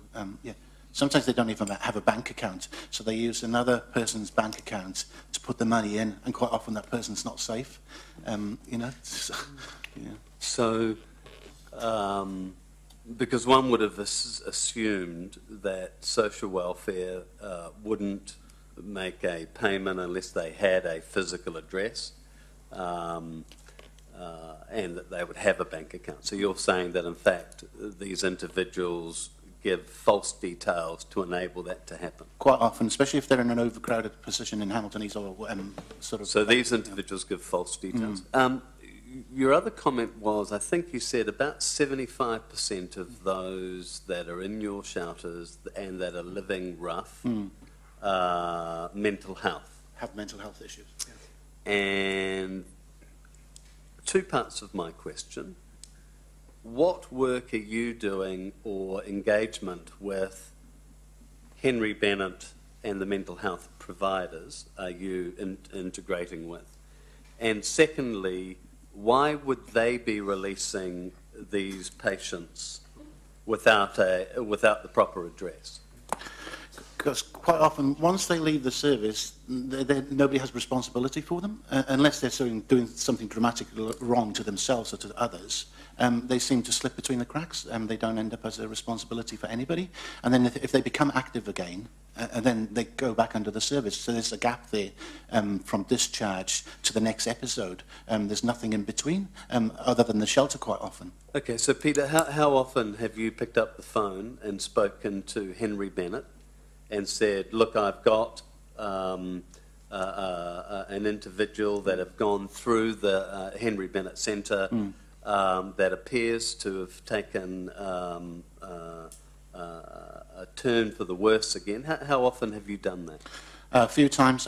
Actually, we ring the CAT team if anything happens, if anything goes down. And usually when you ring the CAT team, you're told to ring the police. And then the police will come down, collect the individual, take them to the cells, and the CAT team will do an assessment on them in the cells. I had an episode the other day where I had a woman who was really unwell, and she was at the woman's shelter and she wouldn't go during the day. I had some other woman there that had some mental health issues, and one of them had just recently been picked up by the police, and she was quite traumatised by that. And I couldn't get anybody from the CAT team to actually come out to assess her. I had to call the police, which traumatised the other woman. And eventually the police, I said to them, where are you taking her? We'll take her to the cells and then she'll be assessed by the CAT team. If we'd had intervention, the social worker could have come and spoke, or a nurse from the CAT team could have spoken to her, sort of assessed her, and maybe that would have been better, you know, for her. So, just one further question. So, are you saying that you don't have a contact person within the CAT team or Henry Bennett? I have now after that episode, but for the last 6 years, no. The contact is they refer the people to us, and then if we have any incidents, then we call the CAT team. Thank you. Thank you. Thank you very much for taking the time to come and talk to us today and for your submission. Thank you very much. Thank you.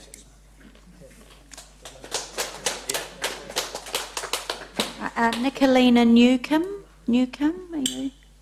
Good morning. It is still morning, yes. This is committee, this is submission number 25. Nicolina, you have 5 minutes. The bell will ding at 4. Okay. The proposed Safety in Public Places bylaw compels me to respond because I believe, as it is written, it would curtail my civic freedom and be damaging to other people. I am also acting in solidarity with people who conduct the majority of their affairs outside because my equality depends on the equality of all people. While there is an underclass, I am in it. This bylaw affects me because I reserve the right to protest in Hamilton under the New Zealand Bill of Rights Act 1990. Furthermore, I believe that it is within the rights of citizens to effect unreasonable interference with the peace, comfort or convenience of any person, if justified by a serious cause. The vagueness of the wording in this sentence is deeply concerning to me because it opens up an almost unlimited range of behaviours to prosecution. In my view, uncertainty about whether or not a person will be breaking this bylaw could deter law-abiding people from undertaking important lawful activities. I believe that this bylaw is unnecessary because laws already exist to prohibit antisocial behaviour, and the Hamilton City Council's own website says that City Safe patrols already have the mandate to move on vagrants, as it's termed in the Council's website. I do not think that the Council should prescribe behaviour in public places beyond what is decent under the law. Reasonable behaviour has already been outlined in the Crimes Act of 1961, and fines for behaviour which falls outside of those boundaries are listed in the Summary Offences Act of 1981. Any person who believes that their safety is being compromised is entitled to call the police, and they will address the situation according to the law which applies to all New Zealanders equally. I think that this bylaw is unnecessary, and I request that the Hamilton City Council think deeply about the cost of enforcement, considering that this bylaw clearly targets marginalised people, and it is potential that no person who is fined under this bylaw will have the capacity to pay their fines. I have grave concerns about the competency of City Safe patrols to enact this bylaw should it come into effect. The police, who receive far better training in mental health and cultural awareness than City Safe patrols, still make mistakes when responding to marginalised people. I know this because I work for an advocacy organisation. It has been well documented that there is a strong nexus linking mental health with homelessness, each exacerbating the other, especially where there are difficulties accessing quality mental health services. I think that the public safety bylaw is disrespectful and an insult to people who are struggling with mental illness and homelessness. Also, while the homeless population of 0 by 2016 is a laudable goal, it does not take into consideration the small number of people who choose to live outdoors in an urban environment. I do not think that the Hamilton Central Business Association should have been able to contribute to the design of the public safety bylaw. Was that my bell? Or something different? No. Okay, sorry. Carry on. I find it troubling that rates money is funding a lobby group for businesses, but that is just my personal view because I am focused on people, not profit. The Hamilton Central Business Association is staffed and governed by entrepreneurs and business leaders, not public safety experts. Compounding the problem of representation in the design of this bylaw, there is a notable absence of homeless persons from those contributing to this plan. Agreeing that public safety should be improved in Hamilton to a standard where all people, including young women, can feel safe walking alone at any time of day or night, I think that the Council should focus their efforts on supporting the police and social services that are already working towards this goal, especially the great work of the Hamilton Christian Night Shelter. Great, thank you. So we'll go to questions now. I'm going to jump ahead of the queue for a change and ask you a question. Just on the bottom of your first page there, yep. We've heard from a couple of previous submitters who have said that no one chooses to live on the street or chooses to be homeless. Your comment in here is saying that the bylaw doesn't take into account into consideration the small number of people who choose to live outdoors in an urban environment. Can you just explain for me exactly what you mean there? Do you mean living outdoors 24/7? What do you mean by that? I think back to my own youth. I ran away from home when I was 15 and I was living what would be classed as homeless in Wellington. And for me, that was a transitional period in my life. I'm fully employed now and live in a house that I own, but and that was necessary for me at the time. I don't know. Behind me, there are people much more knowledgeable about this than I am, but I just added that as a personal opinion. So you're speaking from experience that you've had? Yes, I am. Great, thanks, Nicolina. Right, any other questions? Deputy Mayor. Sorry, I do need to correct a comment made in the submission, and that is that rates money, presuming residential rates money, is used to subsidise and fund the business association. Probably before you came in, the representative of the business association made comment on that. There is a targeted rate on property owners in the CBD of around $250 and upwards to pay for the promotion of the business association. So it is not rates money in the sense it's the property owners and the business owners in the CBD that are contributing, so you need to correct that in your submission. Thank you, Deputy. Thank you. Right, any further questions? Councillor Gallagher. Yeah, just around the business owner, because there's a variety, I'm thinking of the 1 or 2 person shop, making a living, life savings, invest in a little business, running a shoe shop or a watchmakers or a whole range of stuff, right? Mm-hmm. And their ability to make a living is starts to impact, because obviously if people have a perception that they come into town, they get hassled, they're out of there, quite apart from the ridiculous city parking as well. But that's probably just as big a factor. They go off to the base or go to Chartwell, and basically those people, they don't meet their overheads and their businesses collapse. I guess I'm asking, where is the balance of trying to help those small, those shop owners make a good living, reasonable living, versus the sort of rights of the people you talk about? I mean, some would say that a bylaw perhaps just one thing in a toolbox. It's not the only thing at all, but it's one thing just as a bottom line to ensure some degree that people can go from A to B without hindrance and can go to a shop without being hassled? I'm no expert on these matters. I've come as an individual. However, I would like to see social justice and equality prevailing in our city, where everybody is respected and everybody has their rights. I don't know if this bylaw addresses that change in society.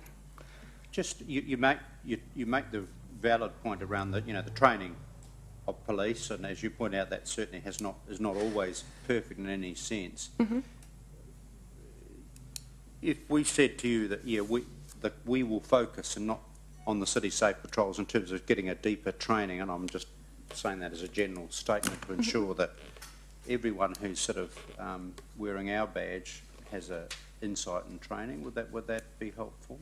Because I do hear what you're saying, and it's around the conflict resolution. It's around actually identifying the issue rather than saying, we slap a $200 fine on you, now go away, and then they go away and they don't pay. Of course, that would be helpful for everybody, including everybody that works in the council and everybody and me. I'd like that training as well. Thank you. Thank you. Councillor Mallett. There are two issues. Thank you very much. We have had submitters today who gave us specific examples of where people's livelihoods were being affected. Shop owners and business owners around the signage being taken down, offices being broken into, vomit into steps, noise and carry on. What would your approach be to solving that be?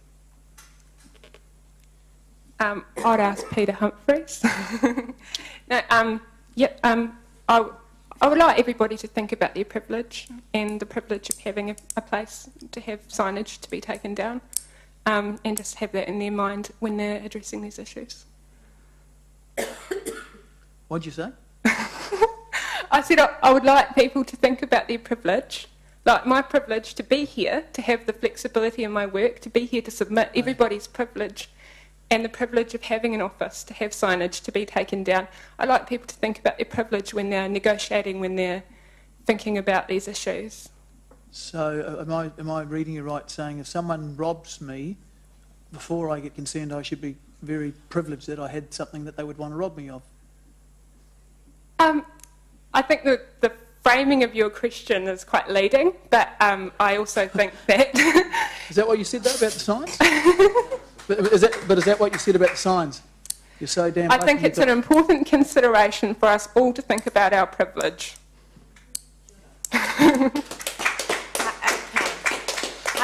I think if I can, you're just Hang on, asking... I've got another one. Yeah, I'm coming back to you. You're just asking or suggesting that it's good to understand everyone's story when you're dealing with any issue. That's what you're saying. No, it's not. Thanks, Angela. Am I right? Or not? I think... Okay. It's very specific, isn't it? But I think you and I are thinking the same, that you're thinking, you're understanding me and I'm understanding you. Yeah, okay. I guess in order to try and, take something from I need to understand where you're coming from, and I'm very surprised at what you just said then. So I just give it one more go. You're saying that you're privileged, i.e. you have got some benefit over and above what you deserve, because you're privileged because you've gone and earned enough money to set up a business, to pay the rent, and you're privileged because you've worked so well and provided sufficient services that you're able to pay for a sign on your building. And if someone wants to pull it off your building, keep going. Finish the sentence. No, I'm not saying keep going. But I'm privileged as a Pākehā New Zealander to have had all of the educational abilities that I've had. I've had a lot of second chances in my life. I've been privileged to get a degree. I've been privileged to get a job. I've been privileged to be seen as employable, and and I hold those, and that's what I'm talking about. Okay. I'm sorry, I don't know. And the second part that I wanted to ask you about was your first. Very early on, you talked the bylaw affects me because I reserve the right to protest in Hamilton under the New Zealand Bill of Rights Act. Do you think the bylaw has clauses or wording in it that would affect your ability, your right to freedom of speech and freedom of... Yes, I do. If there was some kind of massive political problem in New Zealand, or even in Hamilton, and I would believe that I can, say if I was going to march down Victoria Street and hold up traffic and whatever, and people couldn't get to work on time, they might think that was an unreasonable interference. But if there was some kind of massive political problem in New Zealand, then I would consider that act if I thought it was going to help. Protesting pensioner housing sale. I was protesting last week. If this bylaw was enacted, would we have been treated as a nuisance and moved on? Thanks, Catherine. So what clauses in the bylaw do you think lead to that? Okay, so in the bylaw, and I've copied and pasted this, it says unreasonable interference with the peace, comfort or convenience of any person. And I've got a problem with that wording. Okay, thank you. Thank you. Right, then no further questions. Thank you, Nicolina, for submitting to us today and telling us about your story. Right, last submitter of the day, Brian Milicic. Hi, Brian. Come down. Committee, this is submission number 38.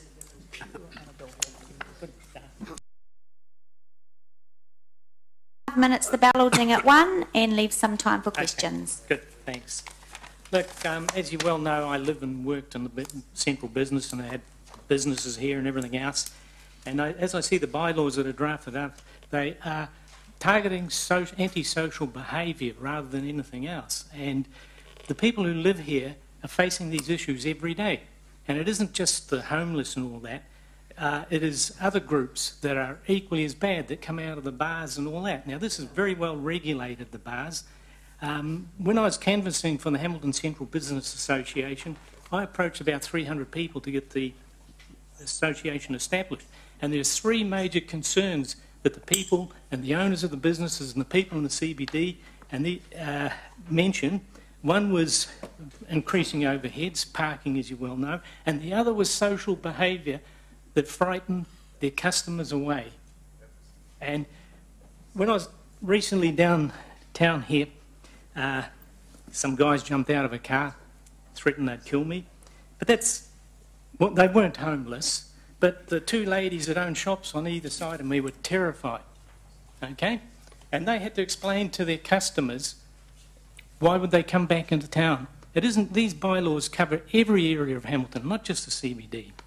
One day I stepped out of the back of my building in here and guy threatened to cut me up with a chainsaw, throw me down the Tokoroa forest, no one would ever find me.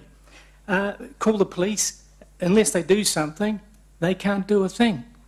Now, I think these bylaws are good in the place that they're preventing, or they have the ability to prevent these things happening.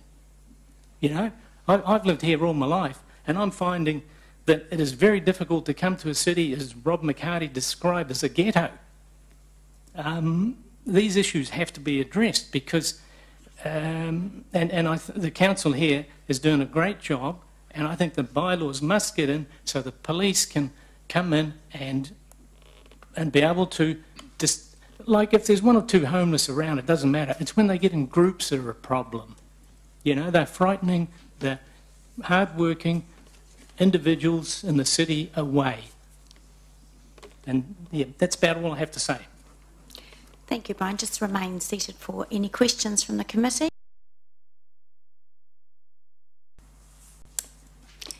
Councillor Mallett. Brian, have you've been in the CBD for a long time? Yes. You're still in the CBD? Yes. Yeah. Have you seen anything that's worked? Sorry? So what have you seen? This problem has been around for a long time. Yes. Have you seen anything that's worked? It's progressively got worse, a lot worse.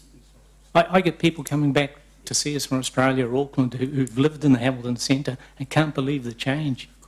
They say, what's happened to the city? Yeah, that's have I seen anything that works?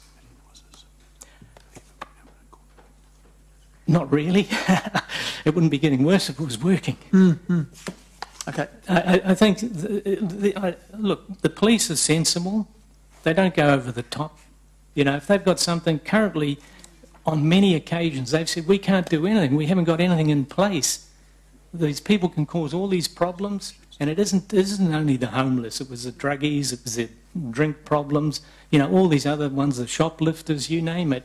And unless you catch them, or they can't do a thing. And they've told me on a number of occasions. Thank you, Brian. Thanks. Right, no further questions. Thank you very much, Okay, Brian. thanks a lot again. Thanks for hearing me. Cheers. Now, we do have one last submitter. I thought Brian was the last, but no, we've got Jeremy who's arrived. Welcome, Jeremy. That's okay. This is submission number 56. Jeremy, you have 5 minutes. The bell will ding at 1. Cheers. So I'm no social worker or anything, just a private citizen. I live on Victoria Street and work on the fringe of the CBD. And I see, you know, these homeless people every day and beggars sitting on the street asking for money. And to be honest, I find any manner of begging to be distressful and alarming, because it means our social system isn't working. And I commend the council on the efforts to get rid of homelessness in Hamilton by 2016. But to me, this proposed bylaw, it aims at the in Hamilton bit rather than the homelessness bit. I see this as just another way to get homeless people out of town, and I don't believe it's going to be effective in solving the root cause of the problem. It might deal with 1 or 2 symptoms, but I don't believe it's going to work. Thank you. Questions? Councillor Forsyth? Yeah, just a quick one.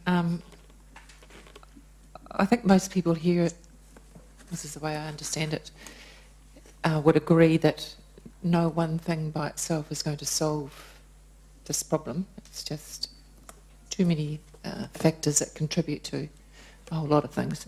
So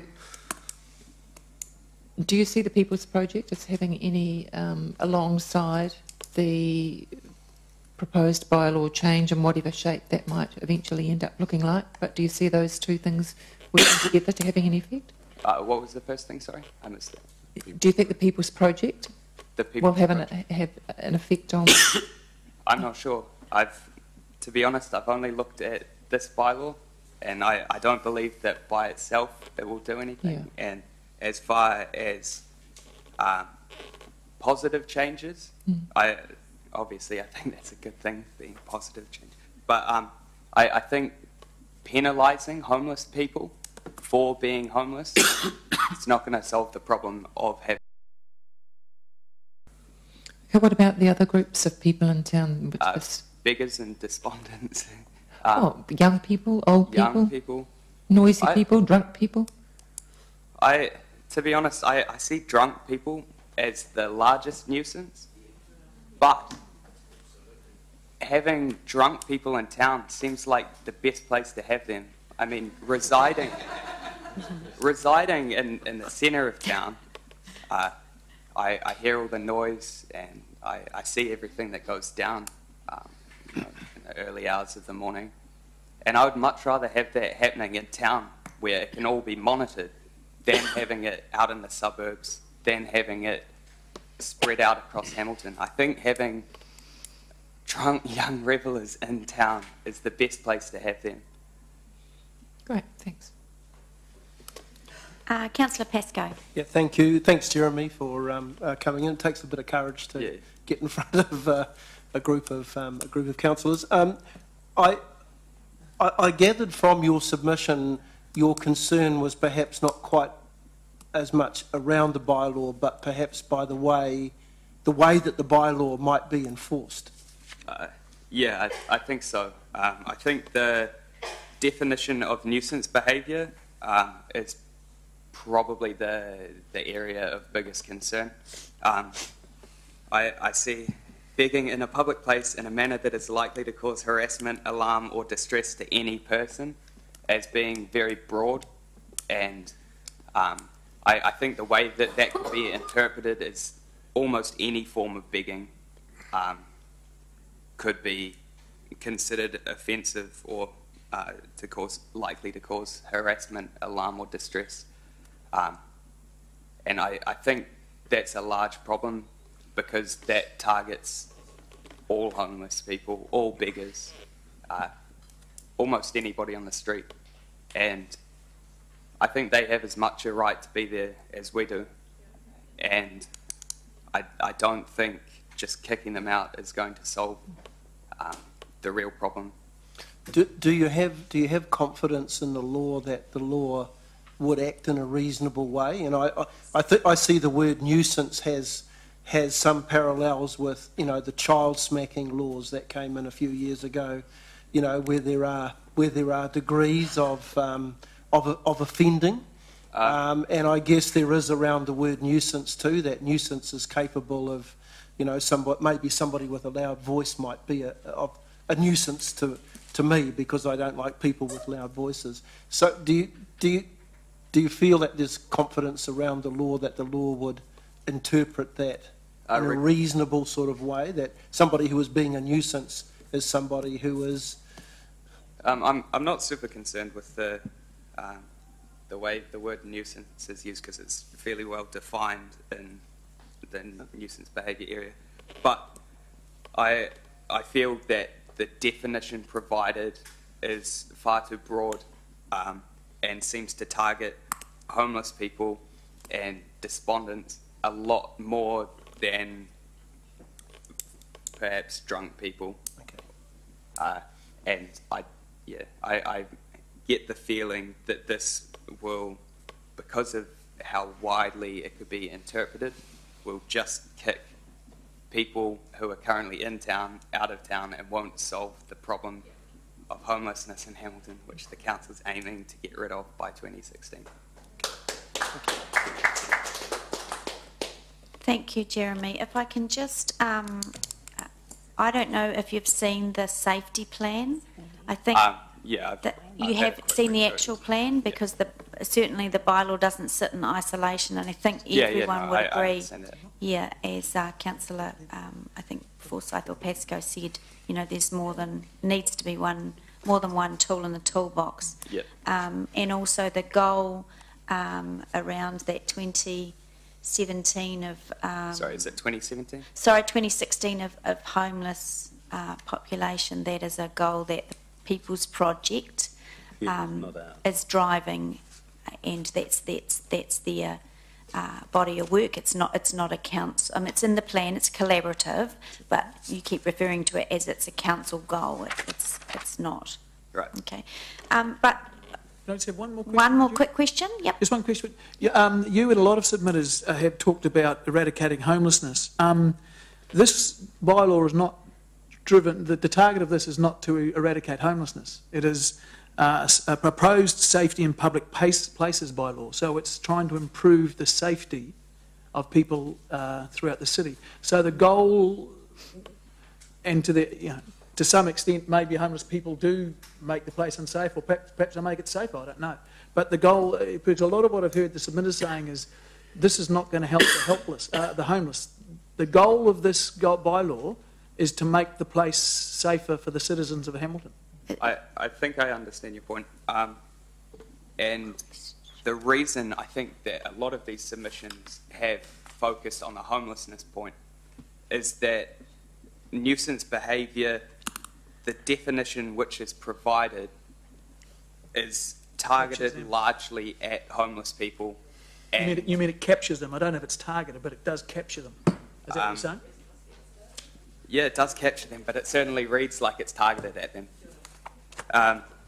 And I think the result of this definition of nuisance behaviour and punishing this sort of nuisance behaviour is going to be that homeless people are further punished for being homeless. And I think that's perhaps the reason that we're focusing as submitters so much on the homeless side of things, because they will be so negatively affected by this bylaw. Just to tease that out a bit, and it's important we understand definitions. I don't think anyone's targeted because of their status. Because you're homeless, no one's targeting you. Because you're young, old, rich, poor, no one's targeting you. Is there a question coming? What we are targeting, and what we're trying to target is the behaviour of people. Where does that fit with what you're saying? Because it's only offensive, dangerous, criminal, and nuisance, and yeah, it all comes down to that definition, I agree. But the purpose is not to target the homeless. It's not to target any status of people, it's to target behaviour. And that behaviour has been deemed, broadly speaking, nuisance behaviour. And my question in response would be, how many business owners do you see out on benches begging for money? It's a certain, So what's that got to do with this? It's a certain subset of society who are out on the streets begging for money.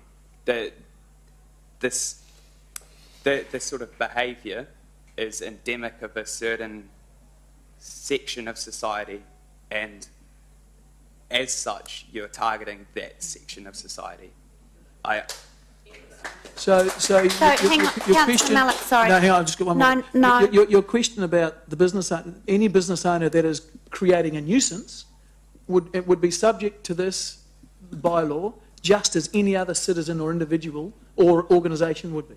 So my point there was that it is homeless people and poor people who are out begging. It's not business owners. It's not workers. The point is that by targeting begging, you are targeting homeless people and you are targeting poor people.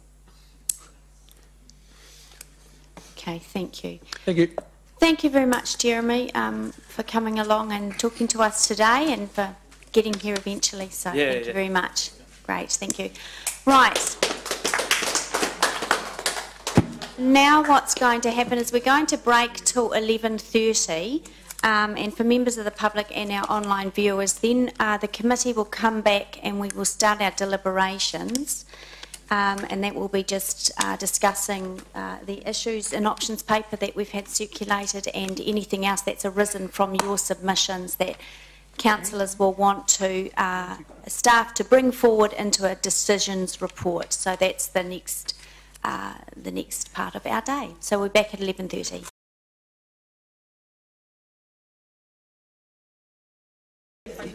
Okay, we're back. Terrible when the chair's late, isn't it? Look, 7 minutes late. Naughty. Right. Now we're moving into the deliberations phase of the meeting. And committee members, this is our time to have a discussion and a bit of a debrief on what we've heard in the submissions and to give staff a bit of a steer so they can bring a report to the 19th of November Strategy and Policy Committee meeting. Now, how I'm proposing to do that, hopefully you've had a chance to look at the issues and options that the staff have identified. And if we go through, there's only a couple of sections there.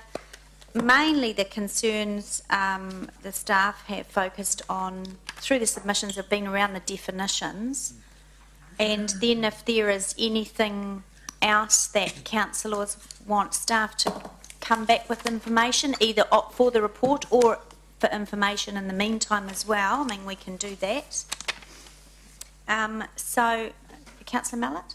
Does the bylaw have the word homeless in it? Nowhere is No, it doesn't. No, so the homeless are not at all targeted. It's behaviour, and I really agree that sometimes homeless people will be prone to do the things that cause a nuisance. But yeah, so no, it's not. So Brian's going to be here as the staff member talking. So Councillor McPherson. One of the things that interests me, given the comments from almost all submitters, is why we've specifically excluded alcohol, and then from the list of, I had just turned off the bylaw, but from that list it's specifically excluded when it's clear that whether it's the worst or not, I won't argue about certainly one of the worst causes of the behaviour that we're concerned about. You know, it just doesn't seem to match. If we're genuinely looking at a behaviours-based control system, then why haven't we got more to handle the alcohol side of the problem? You know, so that maybe it's a bit of a rhetorical question. I think there's no easy answer. I think, can we park that one and just work just quickly through this first? And I think that, I mean, Councillor McPherson, that might be some information that comes back, because I know we've sort of got a suspended local alcohol policy at the moment, and other things that regulate that, you know, liquor bans in the city and things. So let's just park that one for a moment, and if I can just get everyone to look at the front page. The section 1, there's a couple of key issues there around definitions that the staff have highlighted, and one of them we heard from submitters today around the definition of nuisance behaviour.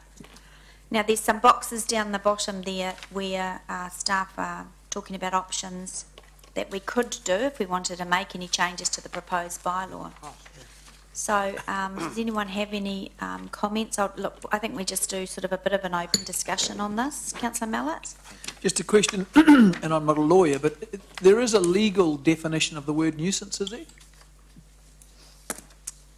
That we rely on, or are we saying nuisance here, then saying nuisance shall include point? No, that's part of the difficulty. There's Oh, you turned it off. They're going now? Yeah. Is that working? Yes, it is. Okay. There is definitions under the Health Act which are really quite old, and when you look at them, they're not all of that relevant to this sort of situation. So most of the guidance that's available has come through case law that's evolved over time. So it's not a tidy area in terms of where there's good legal guidance. But case law sort of evolves with society, so case law would be quite a good thing to rely on. That's where we have looked at and taken reference from. And I guess the other issue here too relates to the Bill of Rights and its application in New Zealand context. And so there's two issues, I guess. One is the wording itself and whether it's reasonable in the circumstances and appropriate to the issues that the council is trying to manage. And then the second issue for me is the way that the bylaw is then administered. And I'm pretty confident on the second that we have an appropriate response. It's based largely on education. The punitive nature of it doesn't lead you to taking, you know, pinging people, if you like, and going hard to issue fines, because generally you've heard that doesn't work very well, and it's making sure that our officers do have the necessary legal ability to intervene. But it is about behaviour modification at the end of the day, and there's a lot of people involved in the sphere. There's ourselves, there's the police, there's a number of other agencies, the Maori wardens. There's a whole lot of people that do get involved in the compliance end of it. I think the broader issue for council to give us guidance on as staff is the definitions, your comfort with them after hearing the submissions, and if you want us to look more carefully at maybe reducing some of the vagueness or tightening up those definitions, there's something we could go away and have a look at before it comes back to the council. Sorry, Brian, you just said something about that it's not going to be too heavy on the fine side of things, but when you look at the list of penalties and powers, almost all of them relate to grabbing money, money and or property, one way or another. And the evidence we've had and common sense would tell you it's a waste of time. Yes. It will cost us more than it'll cost them at best. Yeah, no, that's right, and that goes to the reasonable administration of it. But those are the requirements, I understand, under the Local Government Act in terms of fines for bylaws. So, you know, like under the RMA, there's, I think, $200,000 fine for breach of the RMA. Someone mentioned a non in one of the submissions, or might have been one of the discussions, following a non-financial penalty, community work type of thing. So I think it was that court, wasn't it? Yes, that court process. That's not available. That's not available under the bylaw. And one of the, practically one of the constraints we've got, and we've talked about it often, is the limited toolkit we've got to work with here, and it is pretty limited. It's our authority derives from the Local Government Act, and that's very prescriptive on how we can deal with these things. Deputy Mayor. Yes, look, unfortunately I've got to leave for a university commitment, but I'd just like to follow on from Councillor McPherson's comment. The thing that troubled me was the imposing of fines of whatever level on those that don't have the wherewithal to actually pay them. And I take the point from the night shelter submitter who talked about adding that debt on, and in the end they walk away, and that will cause huge ongoing costs for council. And it may well be that yes, you put in the fines, but there is a process where you can issue warnings, or picking up on Councillor McPherson point that Brian answered in the negative, and that was maybe they've got to do some community work, 10 hours of community work. I don't know, but I'm just concerned in that particular area about imposing fines that we haven't got a hope in hell of collecting. Yeah, point very well taken, Deputy Mayor, and that's what I mean about a reasonable approach to compliance. One of the interesting things was this New Beginnings Court concept that's working in Auckland, and the Chair mentioned that in the Central City Safety Plan, this is only one of a whole suite. I think there's 28 different actions that flow out of there, and this is at the compliance end of it. It could well be that in the City Safety Plan we have a much closer look at what that might mean in the Hamilton context, and that could be where there are alternative solutions, if you like, that modify behaviour that are likely to work better than the ones we're pinging someone with a fine that they can't pay it. Could we force them to be transported to the base for 10 hours? Not helpful, Deputy Mayor. I'll second that. Thank you, Deputy Mayor. I wonder if, I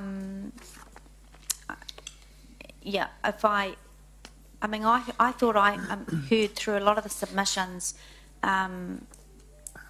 it sort of appeared that they were looking at this, the bylaw, in isolation. And there's nothing in the bylaw that references the safety plan, or there's nothing that speaks to, I guess it's all around interpretation, but, that practically on the street, we would think that a city safety officer or a bylaw officer, whoever's going to be enforcing it, would go up and say, hey, how's it going? You can't do, we know that education and common sense would prevail first, but a lot of the submitters today were concerned that we're just going to go out there and write 100 tickets on the first day. I mean, is it common practice for bylaws to have to not be so black and white, and to have a bit of an introduction, to link it to other city strategies? Is that something that we can do? What's the advice on that? We can certainly have a look at it. Ours is a pretty stripped down version, I've got to say, compared to most bylaws. Yeah, we don't want to pad it out again. Ours is the reduced version. So that's really the answer, and I think most councillors would be aware that most of the actions by all of the agencies actually is to try and de-escalate issues and quietly move people on, and not lock them up or bound them away or give them fines, because all it really does is put pressure on other valuable resources that are needed elsewhere, usually. Yeah. So that's definitely a last resort. Councillor Mallett? Thank you. Basically, if you want to change people's behaviours, I think it's been for 3,000 or 4,000 years of human existence, acknowledge that you either use a carrot or a stick. What sticks do we have? We have fines. trespassers? Well, mainly it's just applying the bylaw is pretty much it, because But what is that? you're in public places. Yep. The Bill of Rights applies, the law of New Zealand applies, and the government has seen fit to provide the legislative environment we've got, what we personally think about it. So this is pretty much it at the compliance enforcement end of it. Where a lot of the... So just to be clear, just to be very specific what you're saying, there's fines is one of the... When you say this is it, what is it? Under Fines? the bylaw, fines on summary prosecution is all you have. And when I say it's limited toolkit, that's what it means. There's very few things you can actually You can't trespass? No, you can't. Okay. So you actually go through, and it's there as a punitive end step, like a lot of legislation is. If you have to use it, you've got to be very careful that it's going to achieve its intended purpose, because what's practically involved is having to go through a district court process that can cost a lot of money and take a whole lot of time, and at the end of the day you've got no surety of what the penalty imposed is going to be. But the fact is that's what the legislation allows councils to do under bylaws under the Local Government Act. So it sits there, but at the end of the day, for all of the, I guess, experience of the submitters to cart someone through that hasn't got the ability to actually pay a fine and is transient in terms of how they live, it doesn't really achieve very much. So the other options we have are carrots, obviously, and I'm not. Yeah, well, the People's Project's a great example of, and a lot of the other actions in there are designed where we try and get a joined-up process. Yeah. You know, we meet regularly with the police, and it's very high on their agenda on how they can deploy their resources, and you know, how there's a presence across the central area in particular to give people confidence at during the nighttime economies that they can feel safe, and collecting and being able to publish, I guess, good evidence about changes in safety trends and perceptions of safety, I think is really important too, so people have confidence. So we've got fines that won't get paid, we can't trespass, without being a policeman we can't arrest. Well, you've got to break the law to be arrested. Yeah. Okay, so we can't do that, can't be arrested. So when something bad's going on out there, kids are making too much, like our noise guys, what can they do? Well, if there's got to be, sorry, Madam Chair, there's got to be a problem, and people have different... Got to be a what, sorry? There's got to be a problem. Yeah. And people have different thresholds of what constitutes Yeah, but we have the objective means of doing that, measuring decibels, so etc. Take noise, for example. Our noise officers and our consultant and our contractors we use are actually trained to assess what is a noise problem in terms of the legislation they have to work under. They're all matters of judgment. This stuff isn't just black and white. You know, it's always matters of judgment. And at the end of the day, you can be dealing with people, as we've heard, with emotional problems, with mental health problems, and it's just not a simple matter to go out there and pick them off the streets. Councillor Gallagher? Yeah, look, when the report, and I think you've covered a lot of it, when the report comes back, obviously what I'm looking for is you know, context about, you know, other local authorities. Also, I'm aware that both at a governance level and sitting in this room, you know, behind us, we have huge on-the-ground life experience. So I really want that to be round the table and that to be informing a report. So while you're going to give us a report, you know, around the bylaw, I want to see the bigger context about strategies. In Committee Room 1, we had the discussion around the city safe. We talked about issues potentially around the training, the personality matrix, etc. That that we want for these roles, because a lot of that is the ability, as Catherine Hodges said, to enter dialogue, try and affect changes of behaviour before you move into a punitive system, and the in between. I also want to sort of perhaps get an update of where we're at, our funding, our role with the People's Project and the other agencies, because this is just, as I said, one component of the toolbox. So I'm just asking through you that I think when you come back, if you could just cover some of those broader points in the report. The other thing I'd be looking for is some sort of notion that if we put a bylaw in within the year, we are monitoring that and its effectiveness. Have there been unexpected negative consequences? You know, what is the positive, etc., etc. You raise a really good point, Councillor Gallagher. We have to start reporting, you know, on the plan and on the and on the bylaw, and that's understand is being worked on. Councillor McPherson. Yeah, I had always understood that when you decide if your reaction to a problem is going to be a bylaw, that it has to be reasonable and enforceable. Now, I cannot for the life of me see how this bylaw is really going to be enforceable any more than some of the laws that are in place at the moment governing behaviour in public. We've got laws, stuff relating to alcohol and some more maybe on the way, or not so much to alcohol but to the behaviours that get exhibited by people who are pissed. We've got some stuff, now the police have got stuff to do that. We've got stuff to do with violence. We've got stuff to do with offensive behaviour. We've got all of those things in place at the moment. What we don't have, perhaps, is anyone to enforce them, because the police are off dealing with whatever they're off dealing with, and the evidence we've had today is they've actually may have taken some people off that area. I don't know the truth of that, but certainly the anecdotal evidence we got today said that we've got less people doing the beat police type of thing downtown. And when Gary was talking about the carrot or the stick approach, there is an intermediary one. I would, just a thought, I would rather us contracted the police and pay them 50 grand or 100 grand a year to have 2 cops walking around, communicating with people around the centre of the town, being a presence there. I think getting to know people, locking the odd person up to sober up and then letting them out in the morning or whatever, all of those sorts of things that your local Bobby has done from time to time when the police sort of way of treating these sort of activities goes up and down. Maybe the wave will come back that they can do that, and maybe we could pay for some of that.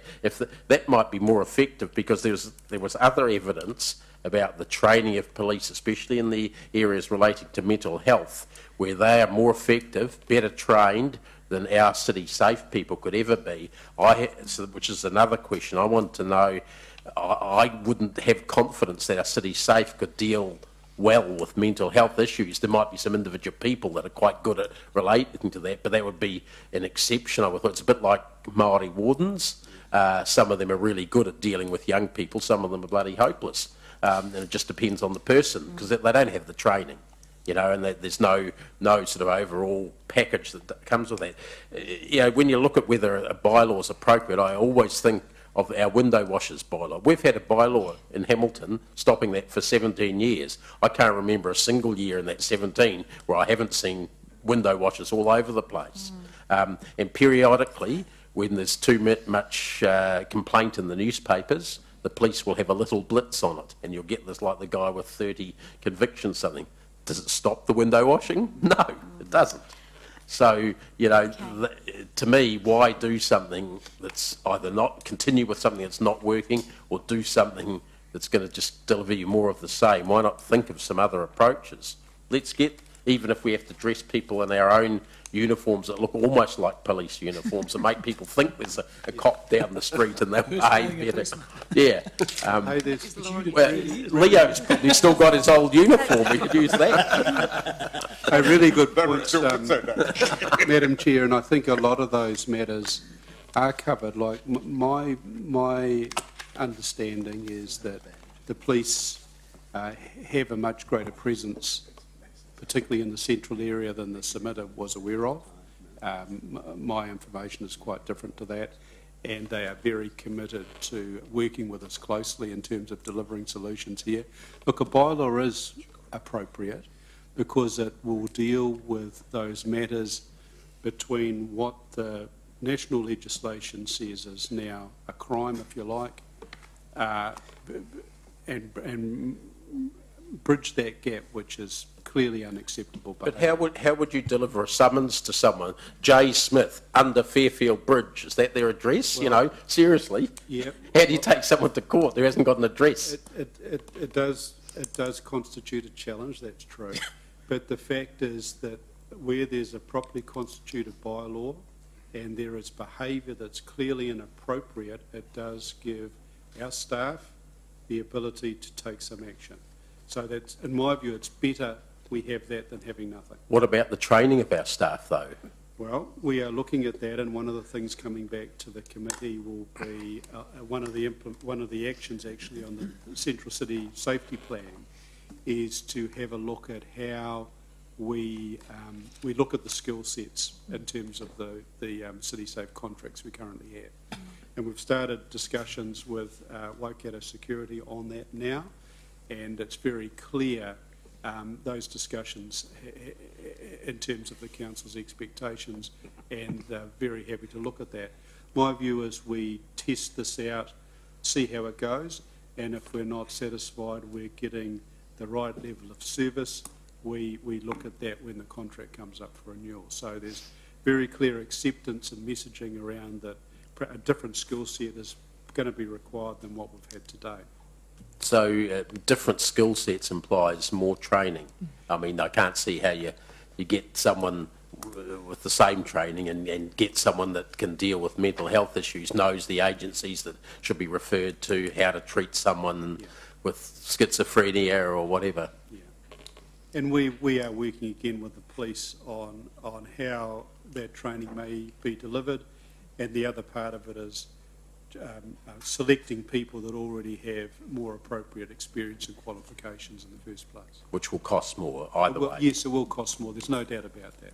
Yes. So budgets for that? Yes, there's a budget of extra 170-odd thousand that's in place now to help us move towards not only that but also better camera coverage. So is there an option then for that budget to be put as an RFP out there and see if the police want to bid for it?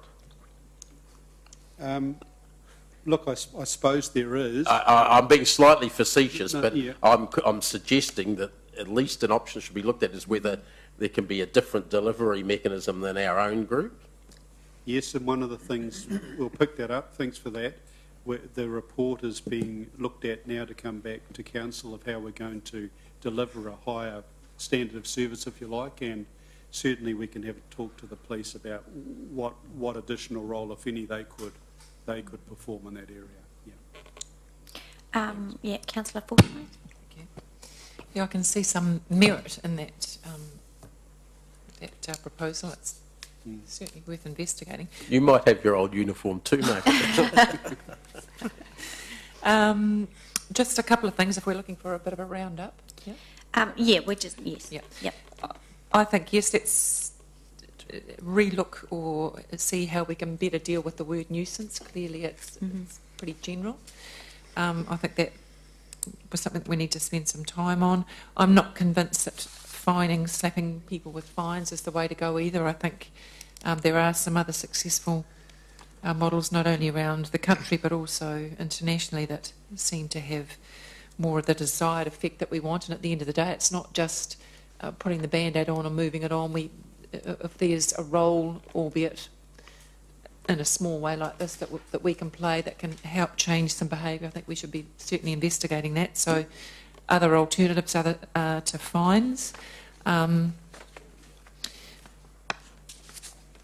This doesn't really sit with the bylaw, but I think sort of sitting behind that or supporting the effectiveness of the bylaw, if we could reinstate those monthly meetings with the that interagency meeting, I think that, not telling you how to do your job, but there seemed to be some sort of value in there, and whether we could re-look at the benefits of having those kinds of, they were talking about being on the front foot and avoiding things rather than cleaning up the mess afterwards. And lastly, the no begging. Again, this could be something that could sit behind our bylaw, but certainly if we do run with the No Begging Act, that we would need to have some sort of education, and similar to the kindness could be killing kind of thing that has had success overseas as well. Use the lessons and the successes that from overseas and work them for our situation too. Okay. That's all. Thanks. Councillor Gallagher? Yeah, look, most of that was then covered with the interchange and also with Councillor Forsyth. I mean, we in the community forum had the regional commander, and we, as you're aware, referred that to the this committee. What I would like is a regional commander to, or his delegate, to meet with us again in the context of this issue and this bylaw. Now, I realise the regional commander obviously will have regular meetings with the impression from the regional commander that he felt he obviously had a very high level of professional expertise that I acknowledge, but possibly a number of us, with the exception of Leo and Margaret, were very much in a lay person's category, which I also acknowledge. But it seems to me that I really would like to have an opportunity for Dave, Councillor McPherson, to put exactly those questions, you know, to him very simply, regional commander or your representative. What is the direction of travel? Are we more effective in negotiating some price deal with the police in order to get some extra resource? Should we have to do that in principle? Or what is the nature of a relationship of the police working with a beefed up city safe? And bearing in mind, as I alluded to, and I'm really serious about this, we've got at least 1, 2, 3 people in this room who have got huge background in all of this area. So, you know, this absolute capacity around setting, you know, with the stuff, of setting a kind of direction as to the kind of unit that we want. And then you're not, as I said, you can't divorce that from all the other things, People's Project, etc., etc. But I would certainly like to suggest, as a pickup from the conversation that's happened, is that we issue an invitation back to the regional commander or his delegate to actually cover some of those issues, because I think one of the issues that, you know, I as a councillor don't really have a real sense of what the New Zealand Police strategy is in terms of the CBD. And why I say that is I say we have a problem with law breaking even under existing law, you know, around issues of harassment and antisocial behaviour. So I'd really like to get a feel as to the police, as to the current police approach, and you know, is it true that the, you know, people, Bobby's not on the beat, all of that stuff? So I'd just like to suggest that as well. Thank you, Councillor. Councillor Tooman. Yeah, I think, Madam Chair, I think one of the words we've got to really get our head around is this word nuisance. Yeah. And what I would like to see that placed is with annoying. It's far easier to prove than a nuisance. Annoying is? Annoying behaviour. Okay. Which I think would be far easier to prove. Just picking up on Councillor McPherson, sure, look, when you look at the window washers, and the problem is for donkey's years, I said, don't pay these guys, but the community still goes ahead and pays them. Yeah. God only knows why. And this morning, of course, we heard from Catherine Hodges that she basically says, look, this behaviour is unacceptable. And when somebody says that to you, I think it's a little bit embarrassing. And I think what we have is we have to get an education campaign running first off within our community to see what is acceptable and what is not acceptable within a community. And I think what it is we have a fear, an unrealistic fear, I think, out there. And I think it all starts with not allowing kids to walk to school. They've got to be driven to school. And we have to somehow get our community with a groundswell to not be frightened to actually address some of the issues which are annoying us within our community. And it really all starts within our own neighbourhoods and that sort of stuff, which can then extend to the greater city area. At the present time, of course, we're just looking at this basically at the CBD. I think it should be, the whole thing should be citywide, so that that can then address any other issues which may occur in It is citywide, Councillor I Toombs. thought it was stuck in CBD. The bylaw is citywide. Okay. Yeah, but to Yeah, enforcement in the CBD. The other thing, of course, Councillor McPherson suggested that we sort of have a private type police force. That's not a bad thing, believe it or not, when you look at America and that sort of stuff with 48,000 different police agencies in that country. And they all work pretty well, because the beauty of it is, of course, is they can focus on issues which are actually concerning the community. And I think we can really do this quite well if we can only bring in-house the City Safe team. Because, as Councillor Gallagher says, there's the expertise which is here, and I could see we could really be a leader in the country, as far as I'm concerned, as far as particularly in the CBD. And if they get confused with police, well, so be it. Thank you. All right. So what I've got so far to give staff a steer are we want a little bit more information around the definition of nuisance behaviour. Quite a few of you have spoken about that, so that needs to be included in the report. Some context around what other TLAs do in this space can be included in that report. I think also too it would be really beneficial to have the, like the what, where, how this is all going to be reported. I mean, that's a process thing, so that we understand when and who and who's responsible for that. So I've noted that down. Questions around enforcement and actually what is enforceable came from Councillor McPherson. And are we possibly the best to deliver this service? What else have we got down here? I think also in that what, where, how will, the whole thing be reported back to council on, also understanding of what the police's role is in all of it. I mean, they're a partner of the Hamilton Central City Safety Plan anyway, so they, I think, would come in under that report, as well as understanding some education and stuff. Councillors, is there anything else that you need to give staff a steer to bring back in the report? Councillor Millett? Yeah, I'd like just a clear list of the things, impositions, or, the carrot versus the stick. I'd like a clear list of the sticks. So, yep, again around enforcement. No, sticks is, it's been enforced and now the punishment is. Well, that's the bylaw. That's infringement notices. And alternatives to infringement notice. Do you want, yeah, okay. So I think we've heard we can't trespass, fines is our limit, but I just want to make sure that that is the case. Okay, yep. Your Worship. I've just got a couple of comments.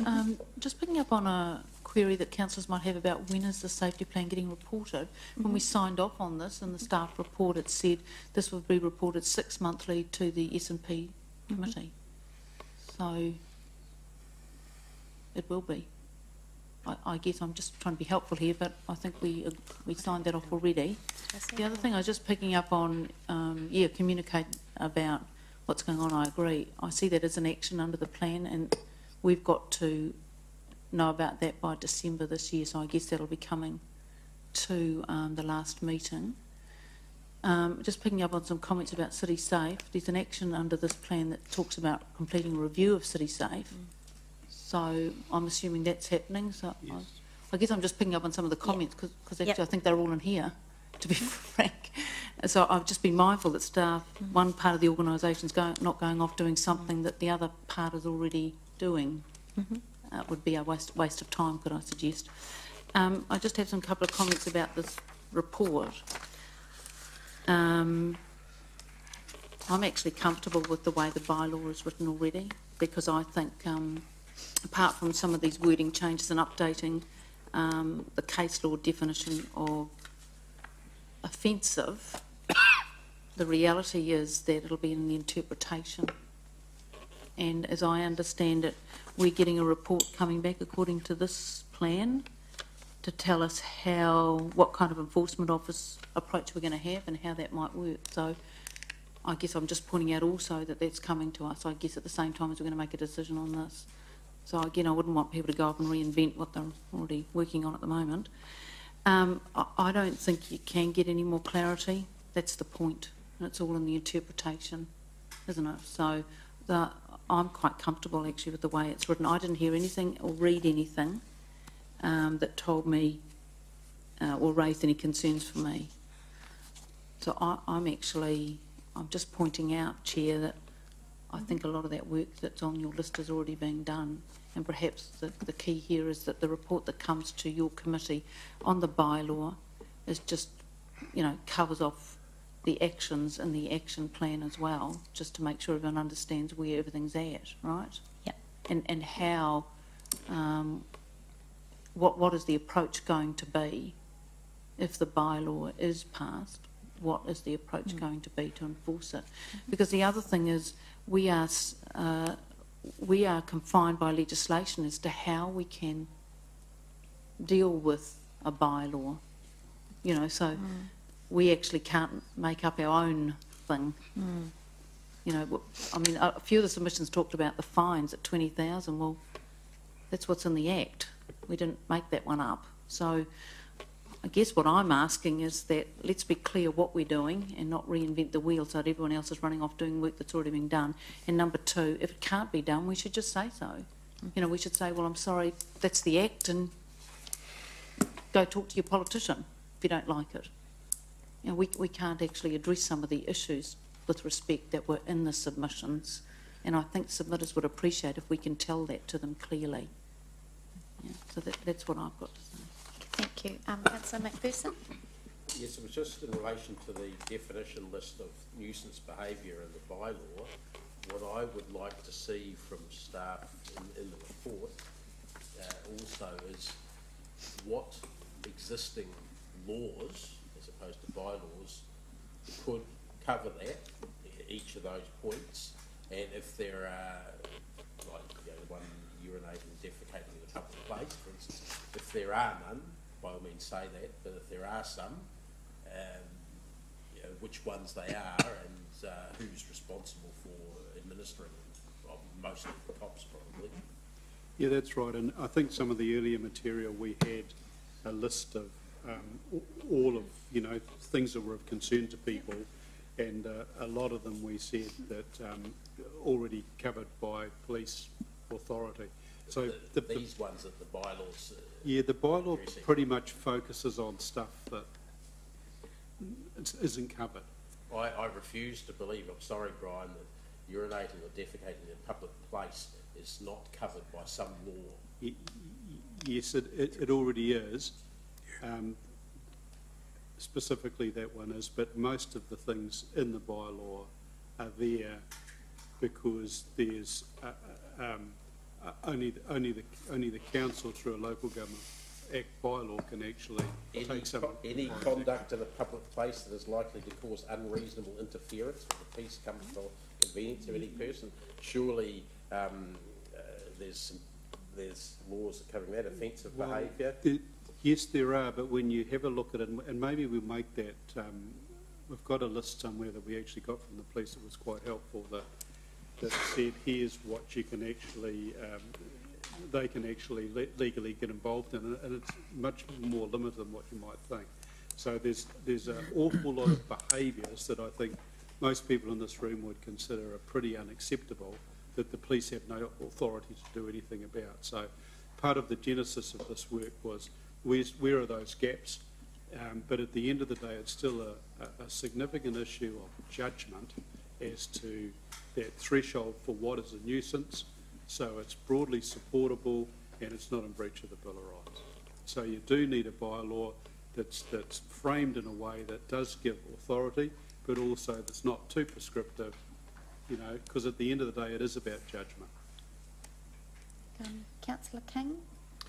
Yeah, I think Catherine Hodges argued that we didn't need the bylaw because she said we could speak to these people reasonably, and when down at Methodist Action, when somebody was laying down on a bench down there, she would tell them to sit up and talk with them, and then she went on from that and she said, you can reason with these people, and in the end, if we couldn't work it out, we would trespass them. And she would ask them to behave, and next time they came back, if they didn't behave, she would trespass them. And I think that's exactly the point. That was her stick, was trespass. At the end of the day, her fallback was trespass. As a city, I understand we can't do that in public places, and that's exactly why we need the bylaw, because we haven't got the ability to trespass. So therefore, we need the bylaw to be able to carry through with the antisocial behaviour. If people, you know, don't come through with reason. So that's what I picked up from what Catherine said, and that's where I see we need a bylaw. Okay, just a note. You know, we're not actually debating the bylaw. We're giving staff a steer on what information we want to come back, etc. So just make that. I just want to make that clear. Yeah. My fear, the point of what I said is my fear is that we seem to be watering it down and dumbing it down and taking a soft approach here. To me, we haven't got that ability to trespass, so therefore we need every tool that we've got possible to be able to make our city a comfortable place again. Okay. Councillor Mallett? Yeah, and just sort of following on from what Dave was saying in the discussion with Brian, there is a gap between what the police is mandated their job and the resources that they put into those things. And there are a lot of those things that we are talking about, you know, unpleasant and unsocial behaviour in the main street, is, I assume, low priority policing. So consequently, yes, it is the police mandate, but they don't have the resources, or they make judgments that they're targeting somewhere else. So, and a lot of the submitters had a very valid point. You know, this is a crime, you can't do it anyway. Doesn't mean that the police are doing it, and that's not meant to be disrespectful to the police. They've got to prioritise, and they do. So I guess what we're talking about is some of those situations, can we fill in with our bylaw? Look, a couple of issues here for me. The work we do with City Safe, we have a very good relationship with the police in Hamilton. And a big part of the discussions we have with them is about making sure there's no duplication of roles. That the cops do their job, we do our job, and we don't get sucked into doing work for them because they think it's a low priority. So we work really hard to make sure they've got to do their job and we do our job. They're also very committed, I've got to say, to understanding that small crime can lead to bigger crime. So that concept's very well established. And the commitment to the city safety plan and supporting the central area of the city is very high. So that is the case. It is also the case, I guess, that they'd love to have more resources.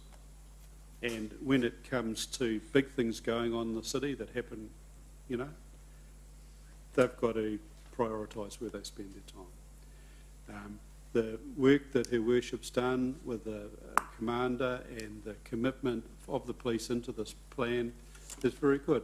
They're located at the moment in our transport centre, which has made a huge difference to the amount of trouble we've had down where the buses are. It used to be pretty drastic down there. That's really good now in terms of the behaviours and the management of those behaviours and the deployment of the police, the beat patrols through the central city area. So, you know, I think we've got a pretty good situation. It doesn't mean that it can't be better, and we'd like to make it better, but there's very much goodwill there and absolute willingness by the police to commit as much as they can their resources into making this successful. Right, thank you. So I think that's the list. It's a fairly short list. So thank you, Her Worship the Mayor and councillors for attending today, and we're 5 minutes ahead of time, so lunch at 12:30 in the tea room. Thank you very much. Thank you to staff. Thank you.